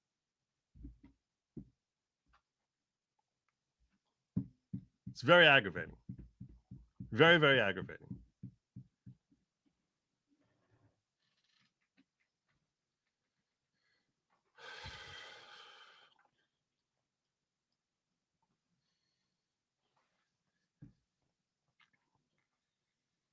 I don't know. Maybe I should get there with Ejek. That's the only chance they have left. Get there with Ejek. That's his fault. But he wasn't there at the meeting, so it's less his fault. I feel like I want to call her on the phone, start yelling at her. This guy was so primed to sit there crying on the stand. Did you see how scared he looked at a certain points there? How he's swallowing nervously? He was scared even when he was on direct. Unbelievable. Unbelievable. I don't know. I don't know. Look, maybe James Crumbley's counsel is watching this, or whatever. Please, for the love of God, bury that man. And obviously, I mean figuratively, not literally.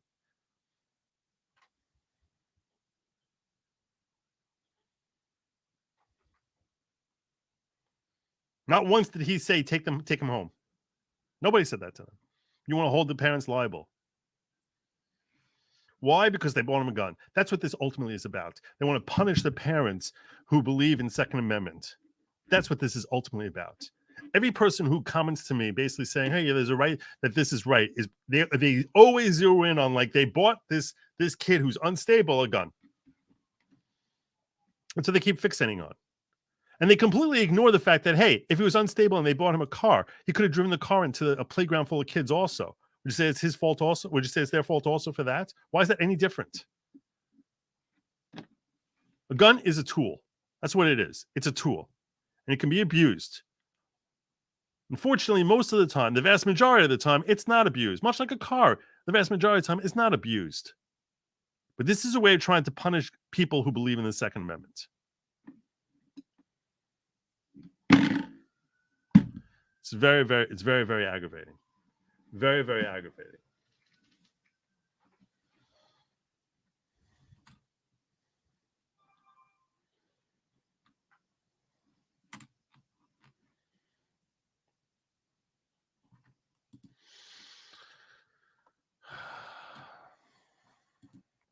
The parents will end up with a guilty verdict because it's horrible defense attorney. Wow. This was poor. This was poor. This was very, very poor. And look, I don't know how much she paid for this lawyer. I don't know how much she paid for it. But this is terrible. This is really terrible. And the problem is this will set precedents. They're gonna be like, oh, you see, we can get convictions against parents. That's what this is going to set up.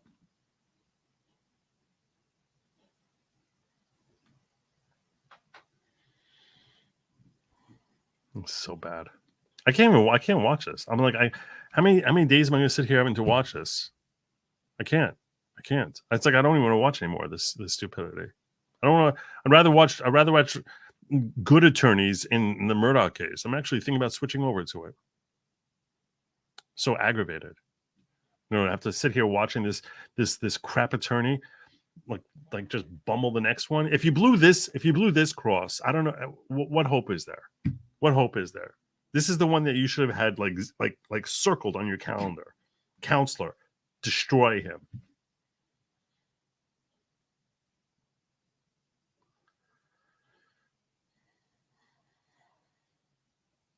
It's terrible.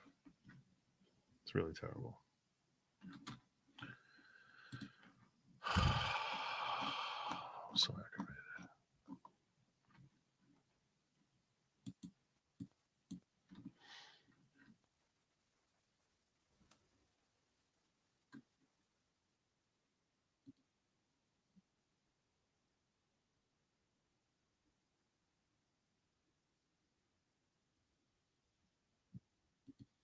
Yeah, from what I've heard, the judge in Murdoch is terrible. I've been sort of peeking in on that wherever I had the opportunity, but that's at least appealable.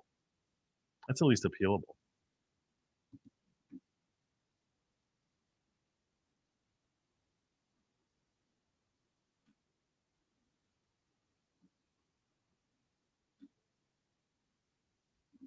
It's really terrible.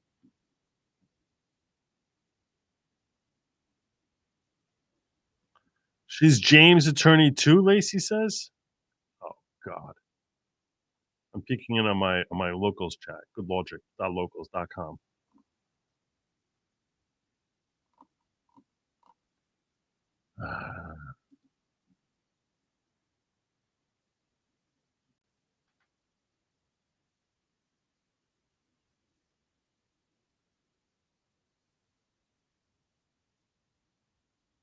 It's so terrible.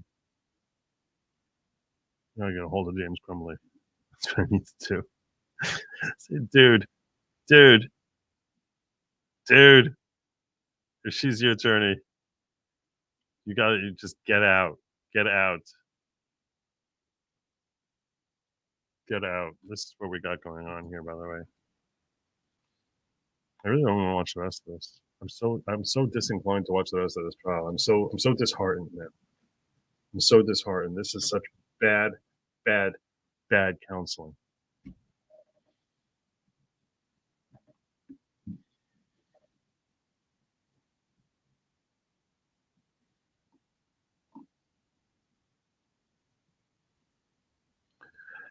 Right now, like maybe she made enough ground there. I don't know. This is just shameful. This guy should be sitting with his counselor right now. If the cross was handled properly, he'd be on the phone with his counselor right now.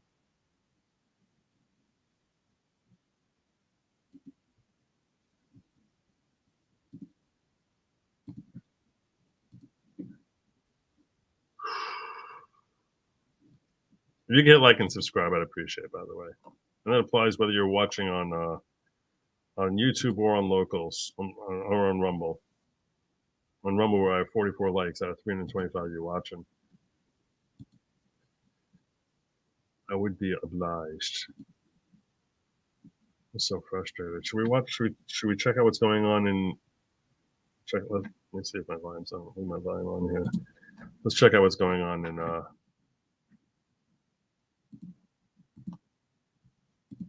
Right here. Here it is. Waters first. Your Honor, the jurors testified the that needed to be conducted. She answered the questions. I would agree with Your Honor that this is My God, how long is this thing going on? not the egg lady. This was the alternate juror who was dismissed when she was not needed for deliberations. And she is here also ready to testify. That's a really packed courthouse. And I would expect her testimony would take about the same time as one of those jurors this morning. Sir? I would expect her testimony would take about as much time as one of those jurors this morning. This is your offer in refutation of the testimony Ms. Hill has given today. She denied saying any She of this. denies saying anything. That's correct. Yes, yes, Your Honor. Now, is this juror, alternate juror, going to testify? She's here. Yes, yes, Your Honor. She's sitting. Well, you just say she's here. She's available. Yes, ma'am. All right. Mr. Waters? Your Honor, a couple things on this particular alternate juror. We've just been handed this particular affidavit. Your Honor, I believe that Your Honor had correctly ruled that the focus again was on those jurors, and the inquiry has been made to those particular jurors. I'm gonna put a poll. Do you want me to detail with an watch alternate Murdoch juror that or ultimately did not sit in any switch to Murdoch or deliberations stay on and did not, Crumbley? testify as to any effect on the verdict, which is the ultimate inquiry before Your Honor. And so we would object to this particular testimony as far as it relates to the alternate juror. Here's the one that gives me some heartburn, and you can help me with this, please. I stand by the rulings I have made that only jurors can be questioned about the effect on their verdict. And that is why I did not allow the testimony of the egg juror in that regard. He is now offering this testimony, and it's testimony of certain things that were said to the jurors as a whole, rather than just to this particular juror. And I would, as I say, I would ordinarily not allow this, but Ms. Hill testified several times during the course of her just concluded appearance that she never told any jurors anything along the lines of what has been asked here, particularly the comments about they're going to say things that will try to confuse you or throw you off, things of that nature. She was asked about that, and she denied she ever said anything like that. So this is an attempt to impeach as I see it, and that's what's giving me a little heartburn about just turning him down flat. Well, a couple things as to that, Your Honor. First of all, I think that we have some very specific statements and a specific individual that's mentioned here. And so if we're looking at Rule 613B, which is essentially where they're operating, I don't know that there was an appropriate foundation laid as to the specific time and to whom these specific statements were made. I think that it needed to be cleaner with regards to that as to, you know, mentioning this particular person and as much as you can, the time and place and the very specific statements that were made.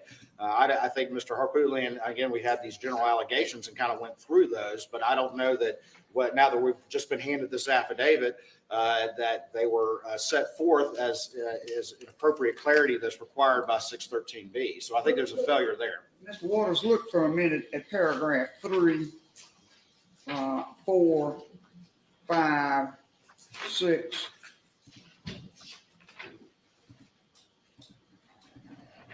7. Those paragraphs all address things that have been asked her, and they are pretty specific as to time and place. And this, the content of this testimony is an attempt to impeach her, Ms. Hill's testimony. That's why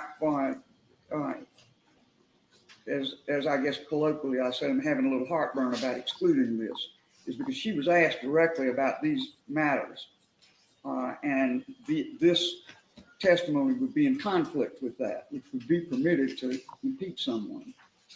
Right. And Your Honor, I certainly understand the point. I guess I would have just 2 points to that. Number one is that, as we've already talked about, this evidentiary hearing is within your discretion in the manner, particularly when you're talking about jurors and the manner to be conducting that. Now we're talking about putting the juror on the stand and having attorney examination. And I think under the case law, that's within your discretion as to how that inquiry should go, as opposed to were we purely in a trial setting and applying the evidentiary rules. But if we were applying the evidentiary rules, again, strictly applied, I think that I don't know that they have laid the foundation with enough clarity to offer extrinsic evidence under 613B. And that would be our argument there, that we just had generally discussion of some of these concepts, but not the place, time, and person to whom it was made with the specificity that 613B I think you're probably right. requires. So that would be our evidentiary. I have the other one objection playing in the the event that background. Your Honor is addressing those.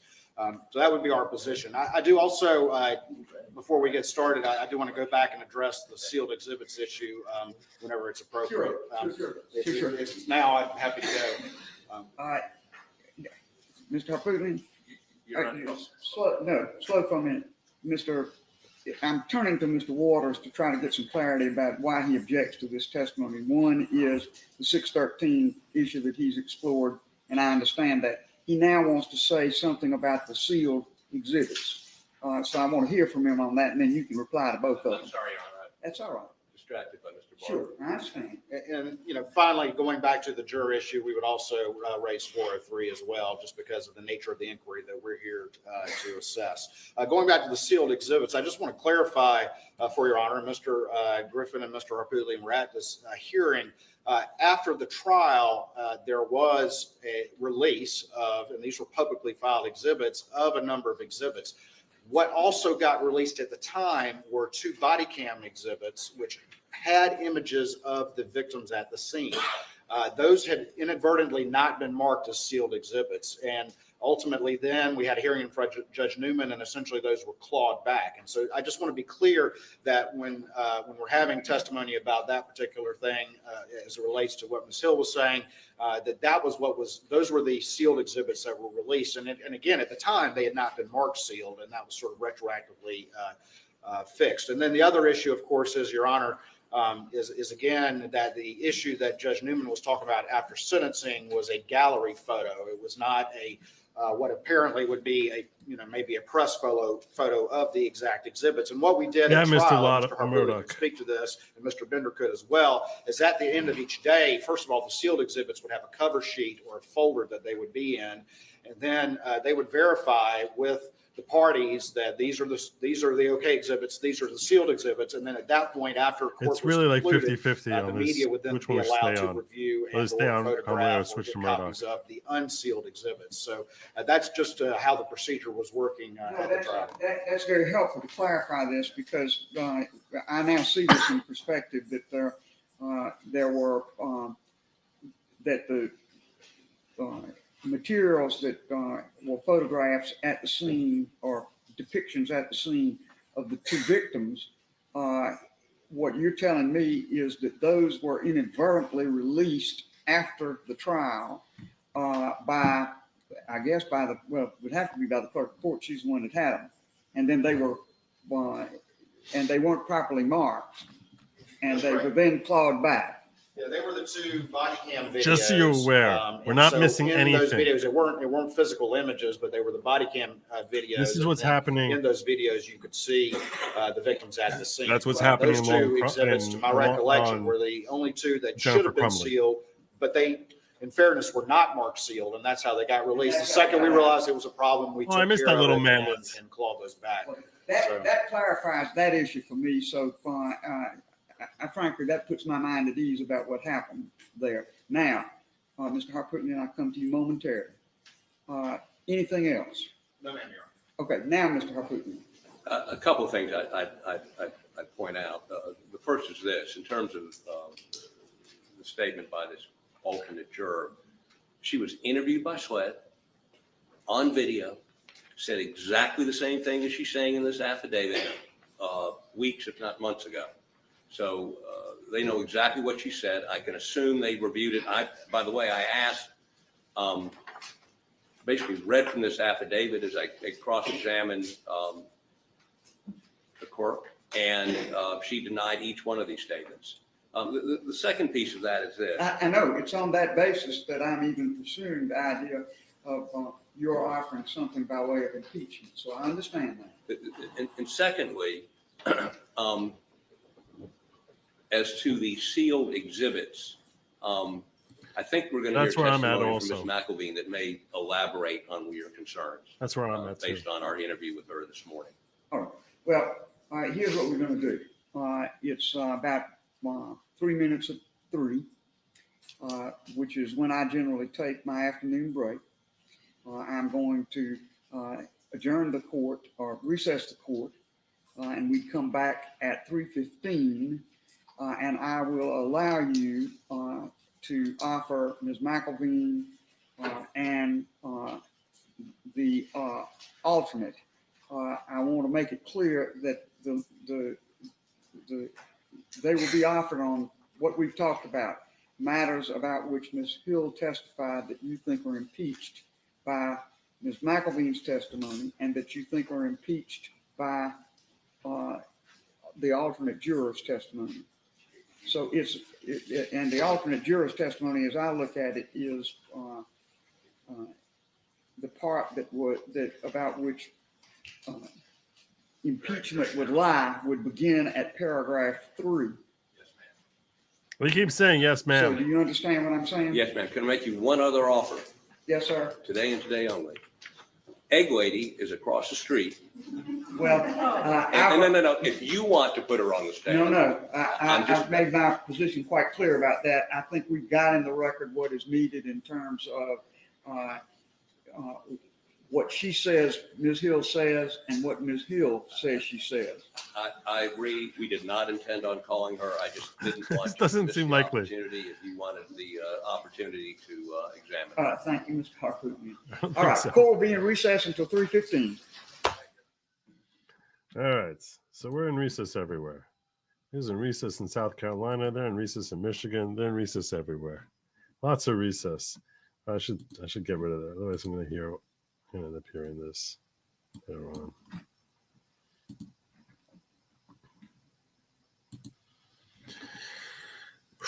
I'm not going to kid you. This Crumbley defense attorney is getting me angry. She's getting me angry.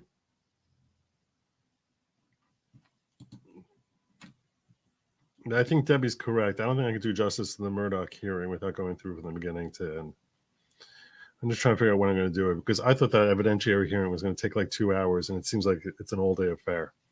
I'm trying to figure out when I'm going to do that. And I'll tell you something else. I'm going to put a poll up. In my locals, about whether tomorrow I should continue with this cluster fart of a Michigan trial or whether I should switch over to the Murdoch thing, because I'm just getting aggravated. I'm getting aggravated. I mean, it's like she's too far away for me to slap her across the face and say, "Wake up, snap out of it." I just want to smack her across the face. Not that I've ever hit a woman before, but oh my God, it's aggravating. Very, very aggravating. This is like, now I'm starting to understand when Bill Burr says, "Don't tell me there's not a reason. You don't do it. You don't do it. But don't tell me there's not a reason. There are reasons. There are reasons." It's like watching a car crash, 2 soccer moms in minivans at 5 miles per hour. You're on fire today, Joe. You're on fire.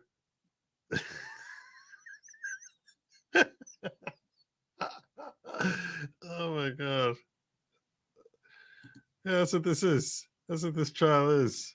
Oh my God. I'm gonna put a poll up. In fact, I'm gonna start that poll up tonight. And I'm gonna leave this poll up for like a few hours. Maybe because I'm thinking I need to spend all day watching this Murdoch hearing. I think I really need to spend all day doing this. I'm sure we're not going to have a decision by tomorrow. And I'm thinking I need to sit through that entire thing and watch it with you, because I think that it's going to be far better lawyering and far more entertaining than this disaster. This is just a disaster. I'm going to put that poll up at goodlogic.locals.com right now. I got to find, how do I do this? Publication settings. Where is it? Schedule a post. Add content. Create other types of posts. Articles. No, not articles.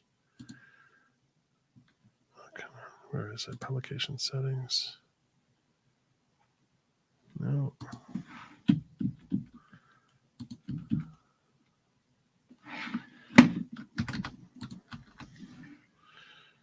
Where are you at? I know there's a way to do this. Add content. Add a poll. Here it is.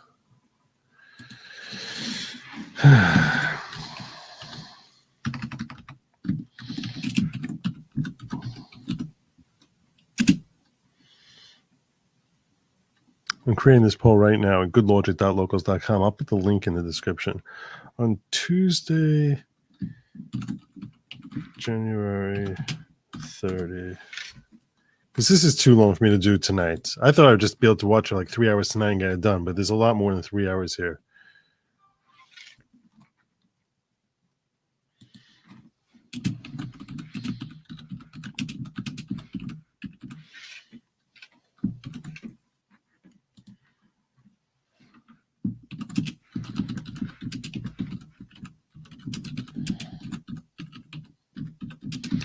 Jennifer Crumbley trial.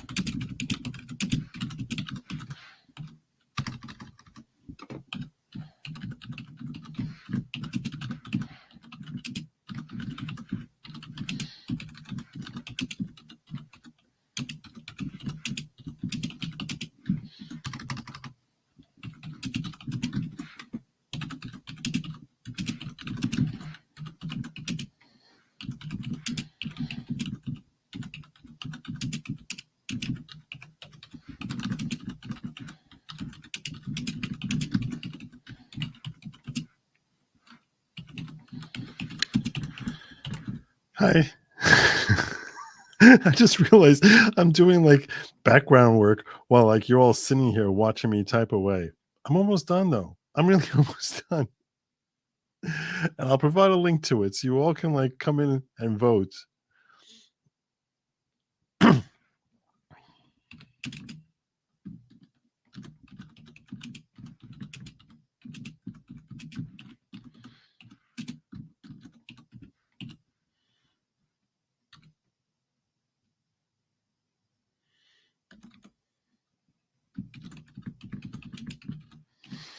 I'm really gonna push. I'm gonna push you all to vote for Murdoch because I really want to watch Murdoch tomorrow. I'm so tired of this case already.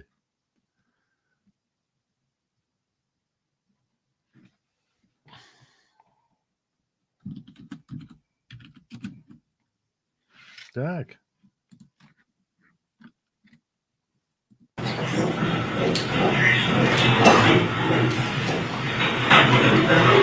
Just so we can identify everybody. This is you in the blue shirt, Yes, it is. and the individual to your left in the video is who? My partner, Rob Miller, Okay. Individual with the hat, James Crumbley, and the female in the video. Jennifer Crumbley. Okay. And again, this is 1:58 to 59 seconds, November 30th, 2020. Yes, sir. Sorry. So,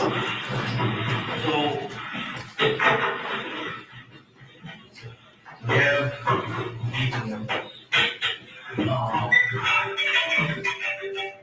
Obviously, we don't know all what happened yet, because everything's still ongoing. It's our understanding that he wasn't involved in a school shooting. He was the one who did everything.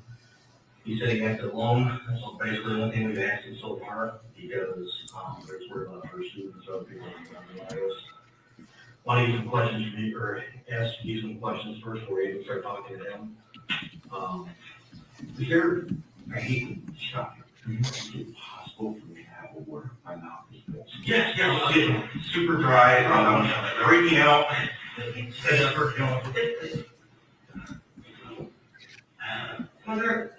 Was there any conversation? And we do not know. There are several people who've been shot though. This is my partner back. Okay, but we really need to talk to him. So we can do that. We can check every morning. That's all right. I understand. But I'll talk about that. You've never done anything bad. Jennifer, what did you date of birth? Last name is also Crumbley.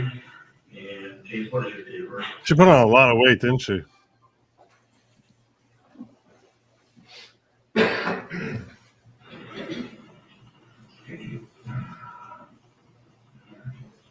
Oh, a lot of weight.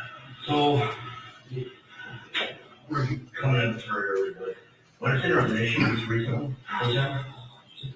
This morning. What went down this morning? Well, he was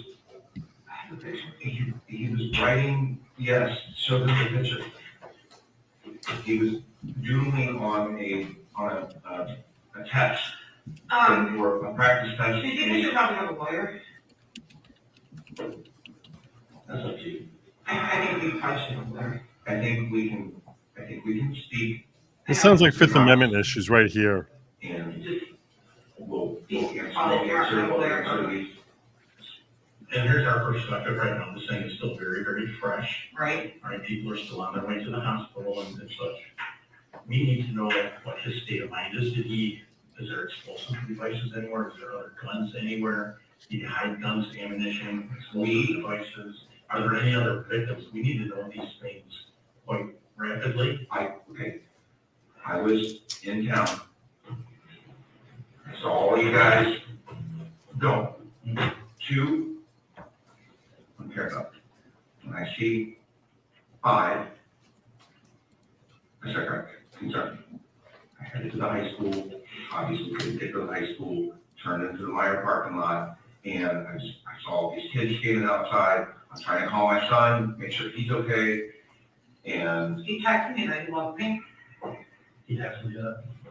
And somebody said that there was an active shooter. 35 minutes before he called me, freaked out because of the situation. He was drawing that on the paper in the conflict. I hear you, Debbie. That's my indecision too.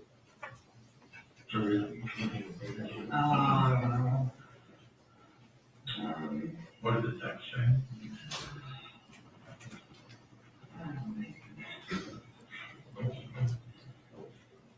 No, it was texted to me. Oh. From the counselor. I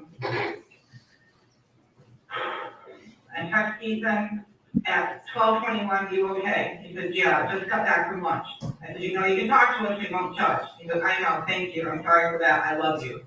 I said, I love you too. And then, you okay? And hear back. And then he told me about what's going on, and I freaked out and I drove here from work. This was at 3:00 in the afternoon on the day of the shooting. That's where we're at. What time did you text him? That was at 12:21, and he was just getting back from lunch. So you guys had a meeting with the counselor this morning over the rule? Yeah. I said, what this?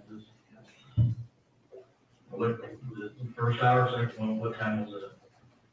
I got to school at 10:30, whatever. Yep. Earlier. First or second hour, I don't know. And what did he say? I mean, he just said he was sorry, he just said. You think? No, not that we know of. His best friend, his parents just sent him somewhere to Wisconsin for an OCD rehabilitation. That was his only friend that he had. They hung out all the time, hung out at school. Our dog, our Great Pyrenees, just passed away a couple months ago. My mom died back in April. So that's. So you got what was going on? They didn't.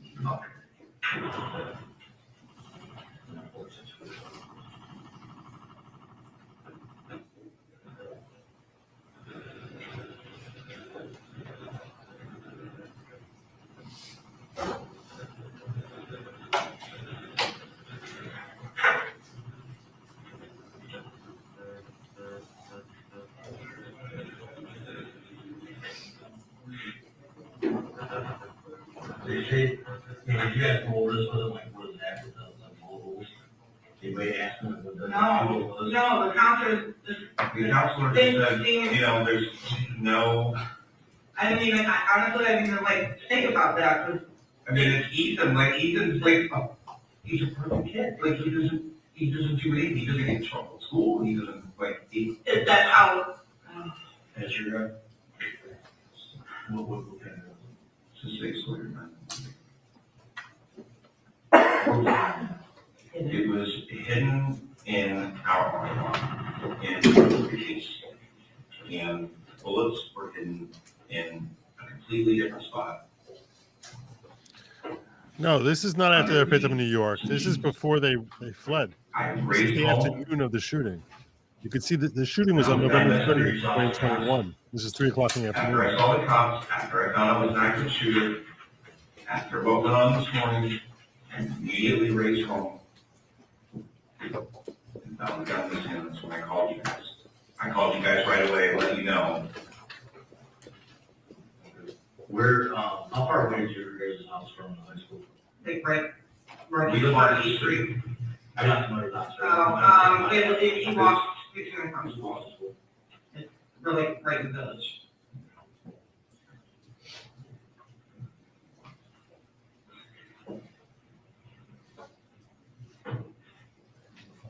So what we'd like to do, is talk to your son.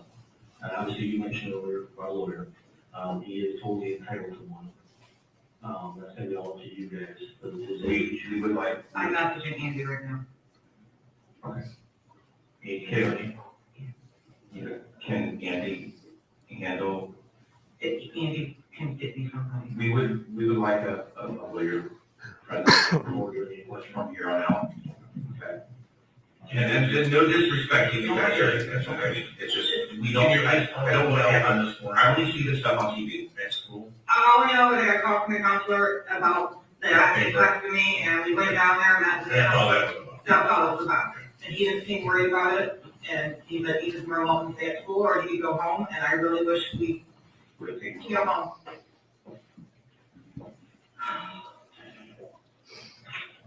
Is this, or is that? You guys are helping here. For the time being,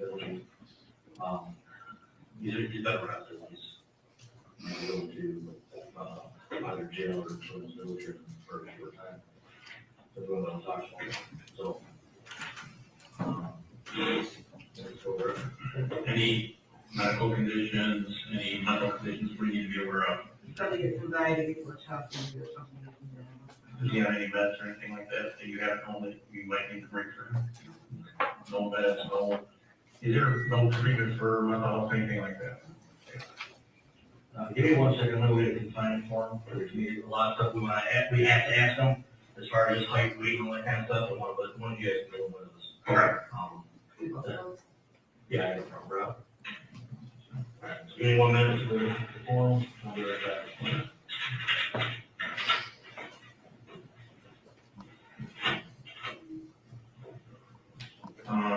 You're.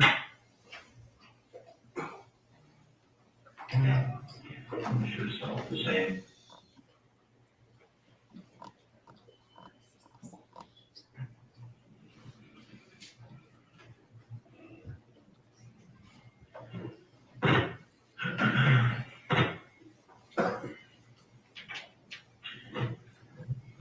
Have we gotten much from this so far? Because I'm sort of feeling like at a loss.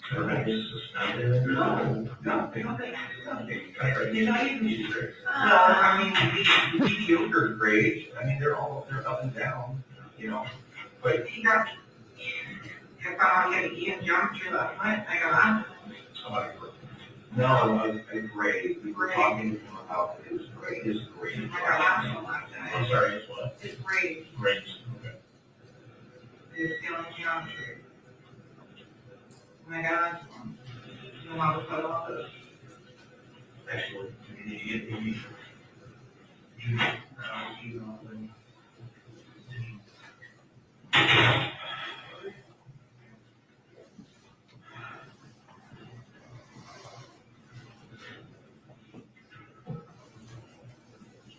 No, he's gonna be safe, okay? He's not hurt at all. It's gonna get worse for his back. At this point right now, it's all pretty fresh. We don't know. Say that many people are hurt, anybody's died, we don't know. At this point.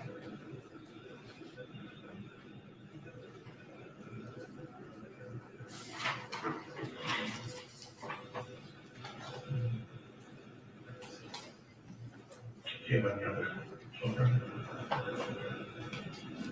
Family members we should check on, any family members you may be concerned about, is he angry at any family members that you want to hurt? Well, I mean, she's not getting. And it's just fine, it's in the school, he apologized about last night. We talked about his grades, told him, like, listen, we just want you to drop. Make sure you don't have, uncompleted assignments, that's all we want to do. Do you sound great?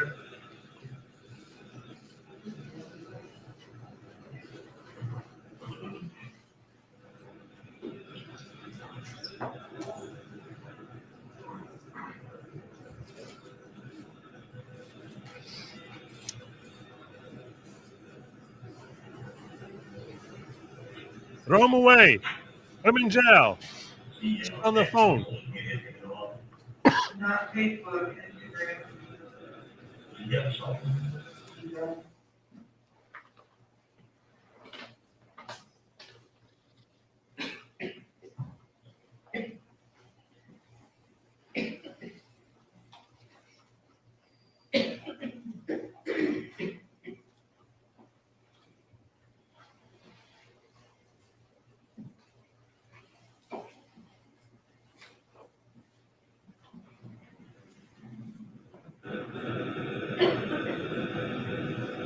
This is true. You need to be very clear that you want an attorney.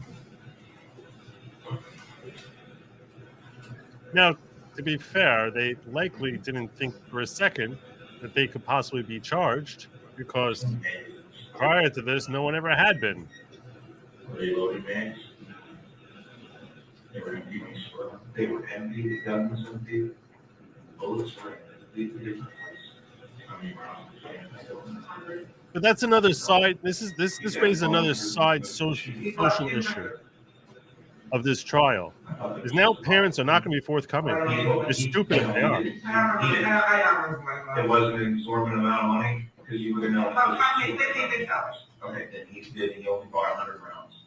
And so you guys spent 50. So, yeah, and we go to the shooting range all the time. He goes with you. Yes. I've been trying to teach him safety, and I mean, They probably were not Mirandized because they were free to leave.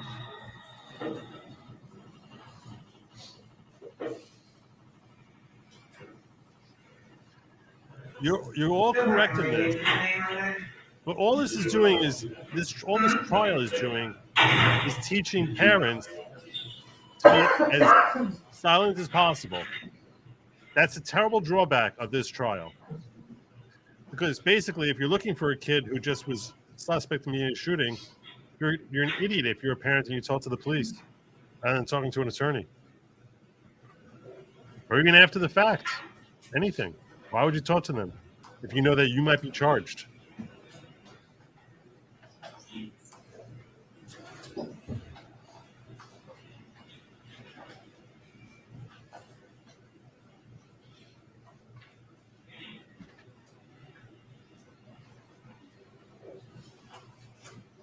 Very much so, Lars.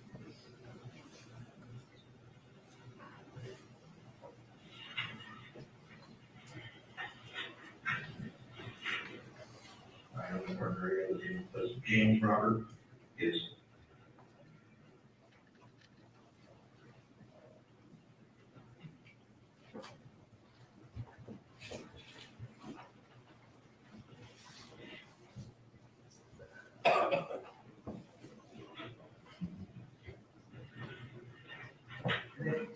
Arguably. You think they will? Or they're likely to continue going after parents who are white and give their kids a gun.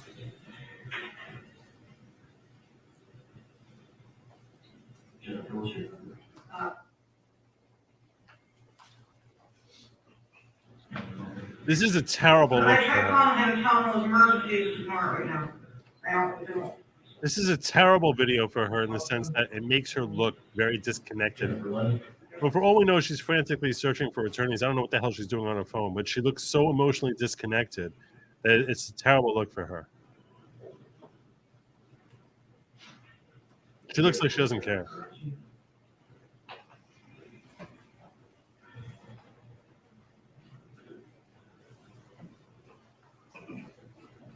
She's probably checking social media to see how many death threats she's getting. Or deleting her social media.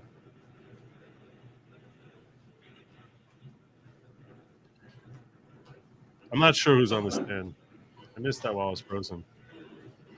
Here's one to pop up, I'll leave your phones in there.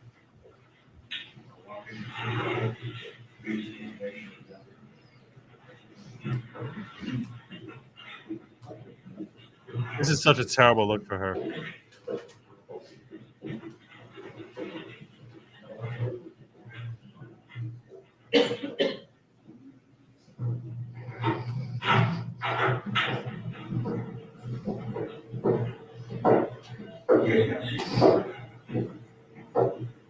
Ethan, how tall are you?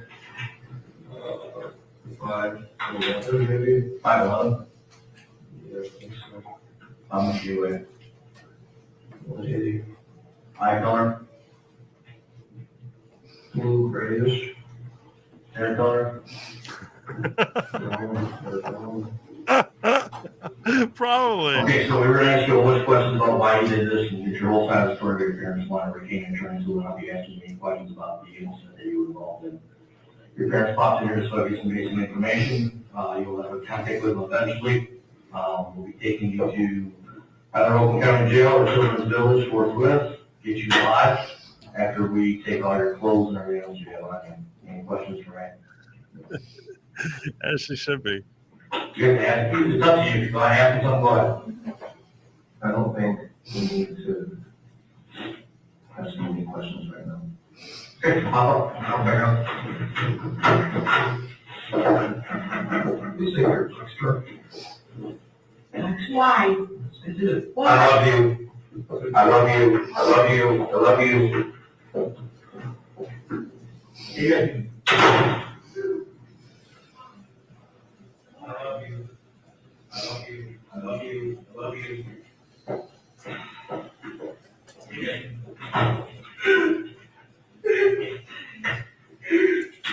Didn't even like, care. What the fuck?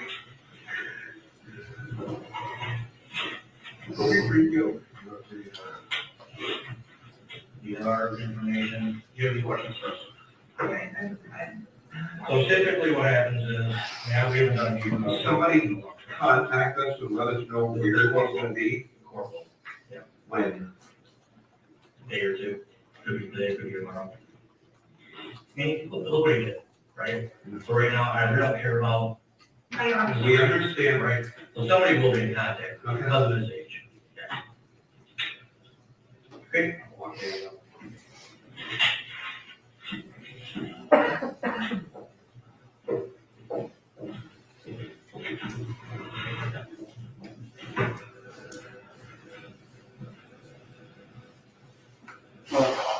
I'll tell you this, I watch this and I think she's a crappy mom. That doesn't mean I think she should be convicted. should be held accountable for this. Sergeant Brian, the person we heard sobbing at the very end, was that the defendant or is that? Your Honor, I would object. They're both crying at the end. I think that's misleading. The only one who can I make think that it's- okay. is Sergeant Brian. Okay, well, he has his personal knowledge. You can rely on the evidence that you see, okay? You can, all the evidence will be available for you when you deliberate as well. Okay? And Sergeant, we had some pauses in there. That's because personal information was being obtained from the defendants? Correct. Okay. Judge, I'm going to move to admit the transcript of the interview is exhibit 424. The audio is a little bit garbled over the two TVs that the court has in the courtroom. Any objection? Your Honor, I have not seen 424. They have not sent it to me. We can, So feel free to take a look at my copy while we can, Okay. the court can withhold the ruling. Subject to review, you can let me know in the next 2 days. Okay? yeah, absolutely, and likely, no objection, but I need to see it. Thanks. This is a transcript. Yes, Judge. All right. That would be 424, but we'll revisit. Yeah, let me know this one. All right? Okay, we'll do. Certainly. Sergeant Brian, what was your impression of the defendant's demeanor throughout the interview? Atypical from what I'm used to on something like that. What do you mean? Your Honor, I would object as to the foundation, lack of foundation. Foundation. Sure. Sergeant Brian, you've been in the sheriff's office for 29 years now? Yep, a couple months. Okay. And you've been with the Special Investigative Unit for So over 10 terrible. years. Yes. Okay, and you already told us that that is the unit within the sheriff's office that handles the major. Yeah, this guy looks like he knows all the And shortcuts that for being a includes dirty internal cop. affairs, Correct. and it includes homicides. Correct. How many interviews of either witnesses or suspects of crimes have you think you've been a part of? How many times have you 5,000, taken maybe more. This is something you do on a taking day-to-day cocaine basis. from every day. police evidence? And you described the defendant's demeanor as atypical. Correct. Okay, and tell us why. Your Honor, I would object as to this witness's opinion when the jury can see what's in the video. Every person in life reacts differently. This is very grossly unfair and prejudicial. That's argument. Counsel's free to make Isn't the that best argument. evidence of how she reacted to the video itself? Best I think an evidence, officer with 30 years of experience is in a best unique evidence position is, to be able to is testify. the actual objection. I think the jury can decide for themselves. The jury's gonna see the evidence, they saw the videotape, they can decide if that her behavior is normal or not normal. Right. Thank you, Judge. How do people, I guess you can ask, how do people When the react judge when needs you're to say children what your actual Yeah. objection is for You've you, got other that's a cases bad with sign for children you as an attorney. charged. Yes, not a school shooting, but yes, I've had many cases where kids have done bad things. Okay, I've had to tell the parents. and you've had to tell the parents of that? Yes. Okay. And what you experienced on November the 30th was not consistent with what you Your Honor, experienced in the I past? object again, same thing. That was the court's question. I didn't hear the question. I was just following up with the court's question, Judge, that in his experience, he's had the opportunity. Actually, to not be parents terrible. Of a juvenile who's done something. This defense illegal. What's a needs a lot of common help. reaction that you experienced? Crying, disbelief, why, those Your kind of Honor. things, Your Honor. Again, I object. It's irrelevant and it's prejudicial, and You're gonna lose on that. no other parents have had their child commit a school shooting. He just said, We don't know that. this Well, is that's not such a true. different case. Well, he said in his experience, he hasn't talked to anyone else with a school shooting. He said he's dealt with children who've done very bad things, right? This is like bad though. I mean, this is Yeah. like, Well, we're gonna move on anyway. You guys can watch the video and decide for yourselves, okay? I've nothing further, thank you. Okay, props. Good call. it's fair to say that every parent reacts differently when confronted with news about their child. Yes. And you don't know Jennifer and James Crumbley, correct? No, I do not. And prior to this day, It does you look had never terrible, met that. Ethan Crumbley. In that video. So whether their reaction was even normal for how they normally react, That's not you what wouldn't they even teach in know law that. school? Correct. I have nothing further. Redirect. Just briefly. Your Honor, I do want to. Could have asked whether Just have a moment. he has any experience with parents being in shock. That'd be a question to ask. how they react when they're in shock. Do you have any experience in assessing I that? was just asking about Sergeant exhibit O'Brien? number that's listed through Sergeant Brian, but it's coming in through a different. Okay, Okay. I'm just trying to make sure I'm keeping track. okay, yeah. Thank you. That was only, the video was and the transcript were the only ones. Correct. Mm, Correct. Okay. In your experience, you ever deal with a parent in this situation who was scrolling through her phone during this interview? No. Nothing further. Your Honor, I object as to relevance and Little late. she's giving the phone to him. I at least asked for recross. You can ask him another question if you want. Go ahead, go ahead. While Mrs. Crumbley is showing you things from her phone during the interview, correct? She showed me the picture, yes, ma'am. And she's trying to zoom in on the picture and the thing won't zoom in, correct? Correct. And she's sitting there scrolling, looking for it on other messages and threads. Or I don't know. you don't know? I don't Okay, fair enough. Thank you. Wow. Okay, you can step down. And Thank you, next- Your Honor. Thank you. Wow.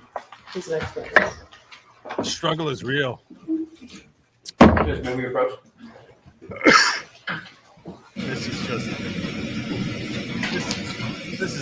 this woman is struggling. She's struggling. This is rough. When the whole point to her saying you dealt with bad, but not bad, like bad, really bad. Her point was that the mother would be in shock. You didn't ask that question, though. You just asked questions about just bad questions. All his lawyer was asking was, bad objections. And when the judge needs to explain that what you're really objecting to is that the testimony from the cop about this is violation of the best evidence rule. The best evidence rule is that you can only present to the jury that which is the best evidence, not have the best evidence and the second best evidence and the third best evidence. So now when they're seeing a video of how the woman's reacting, they don't need to get testimony from the cop where he's giving his opinion as to how she's reacting. They can form their own opinions based on the video. Now, the counter to that would be like, well, you can't really see her face.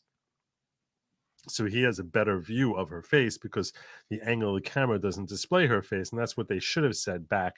That's what the state should have said back to her objection. But her objection was poorly phrased. The judge tried helping defense counsel out by basically saying, you're really saying best evidence. This is not best. This is a best evidence issue. And yeah, I agree that the jury can reach their own conclusions, to which the state should have said, and the state failed in this regard in saying, well, in the video, you can't, no one from the jury when watching that video can see her face. He had an opportunity to see her face. He could tell us what her facial demeanor was and provide evidence that the jury does not have by looking at the video. And that's how you get around that problem. So I'm not crazy impressed with the state either. Honestly, the judge so far seems to be doing the best job out of any of them. But defense counsel here is just carrying the gold standard of bad lawyering. She just seems really out of her depth. Now, I'm not saying that she's a bad person. I'm just saying I think she's ill-equipped to handle this trial. Can you please explain the appropriate objection was not speculation? Well, you can call when he's assessing his personal perspective. So it's a great question. So speculation is when the question is asking you to read into what the other person is thinking. When you're saying, as opposed to what is your impression of their demeanor? So my impression of their demeanor is that she does not, to me, look to be sad. I'm not saying she's not sad. I'm saying to me, she doesn't appear to be sad. There are a large number For him to say she's not sad, exhibits that would be to speculation. Taylor, Say she doesn't look sad to me, that's of the demeanor. scene and things That's like different. that. Great question. So rather than have you hang out while we do that, I'm going to release you for the day. Oh, goody. All right. And have you come at 8:30 in the morning. 8:30 in the morning. I'm going to get started at 8:30 in the morning. During this trial, do not read, listen to, or watch any news reports about the case. Don't watch Under Good the Law, law, Jim. the evidence you are to consider to decide the case must meet certain standards. For example, Don't witnesses watch must Good swear to Lord. tell the truth, and the lawyers must be able to cross-examine them. Because news reports do not have to meet these standards, they can give you incorrect or misleading information that might unfairly favor one side. So to be fair to both sides, you must follow this instruction. Do not go on social media. Do not go on Facebook or post or read Facebook. Do not do research. Do not discuss the case with anyone. Don't read a newspaper. Don't watch the news. Any questions about that? We're making good time, but I don't, you guys hang, it's easier for us to go through the exhibits while you're driving home. It'll be quicker this way, okay? Any questions about the schedule? All right. Okay, I'll see you tomorrow at 8:30, okay? All rise for the jury. She's trans fat.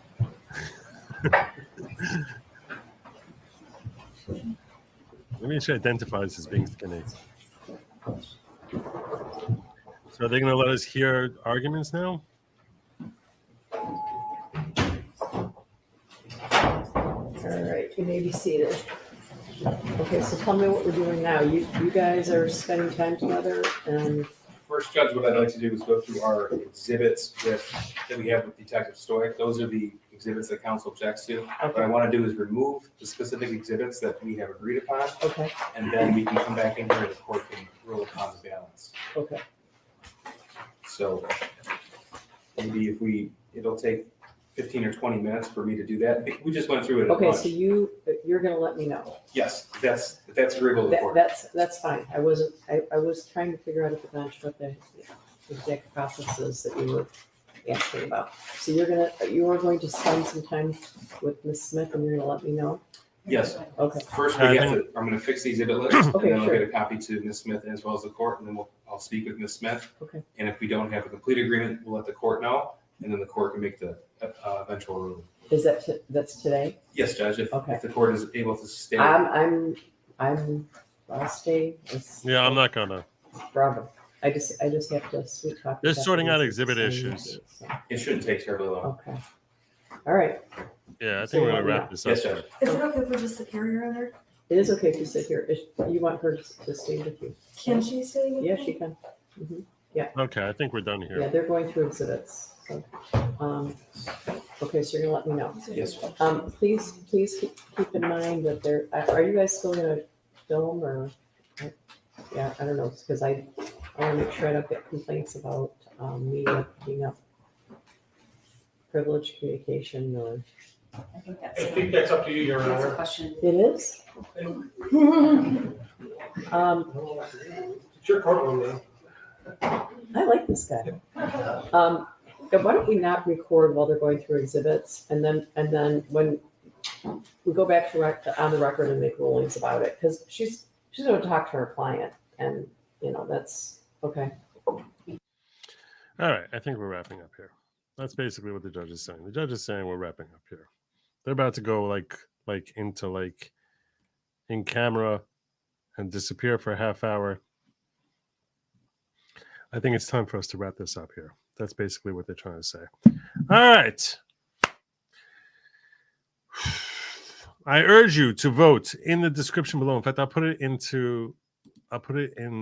over here also in Rumble, so you guys can. This is to vote on what we watch tomorrow. Vote on what we watch tomorrow. I can't pin it, but I am putting the link in there for you guys. So you guys can all click that and let me know what you want me to watch, whether we should continue with day 4 of the Crumbley trial. Should we go to the Alex Murdoch evidentiary hearing, which I heard was very spicy. Very spicy.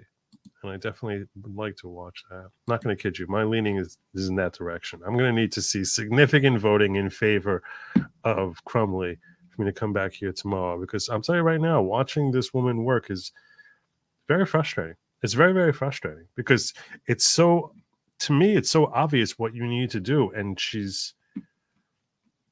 I think she's out of her depth. I don't like to talk ill of another attorney. I think she's trying her best. I think this judge has been pretty fair. And I think that been reasonably fair. And sometimes when the defense counsel seems like she's drowning and not sure exactly what she needs to object, how she needs to object, that she's like helping her out, and been relatively fair in granting objections, sustaining objections from defense counsel.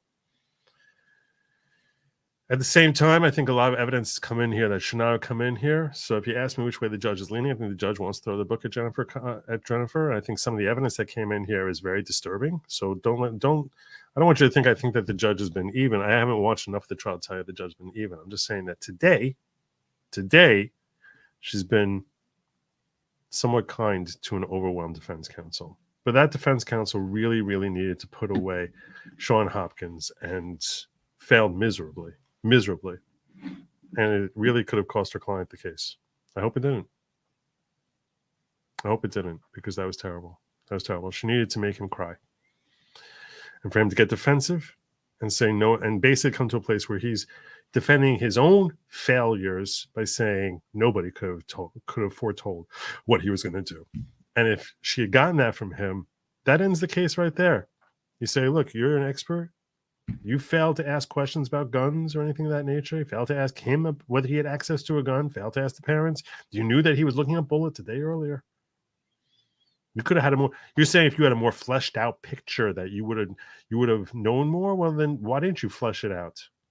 Clearly, you didn't think that this was any sort of red flag that he was going to harm anyone, and yet the state here wants to hold her liable as if this was something that was very foreseeable. You get him to say it wasn't foreseeable, and that's the end of the case. But she failed.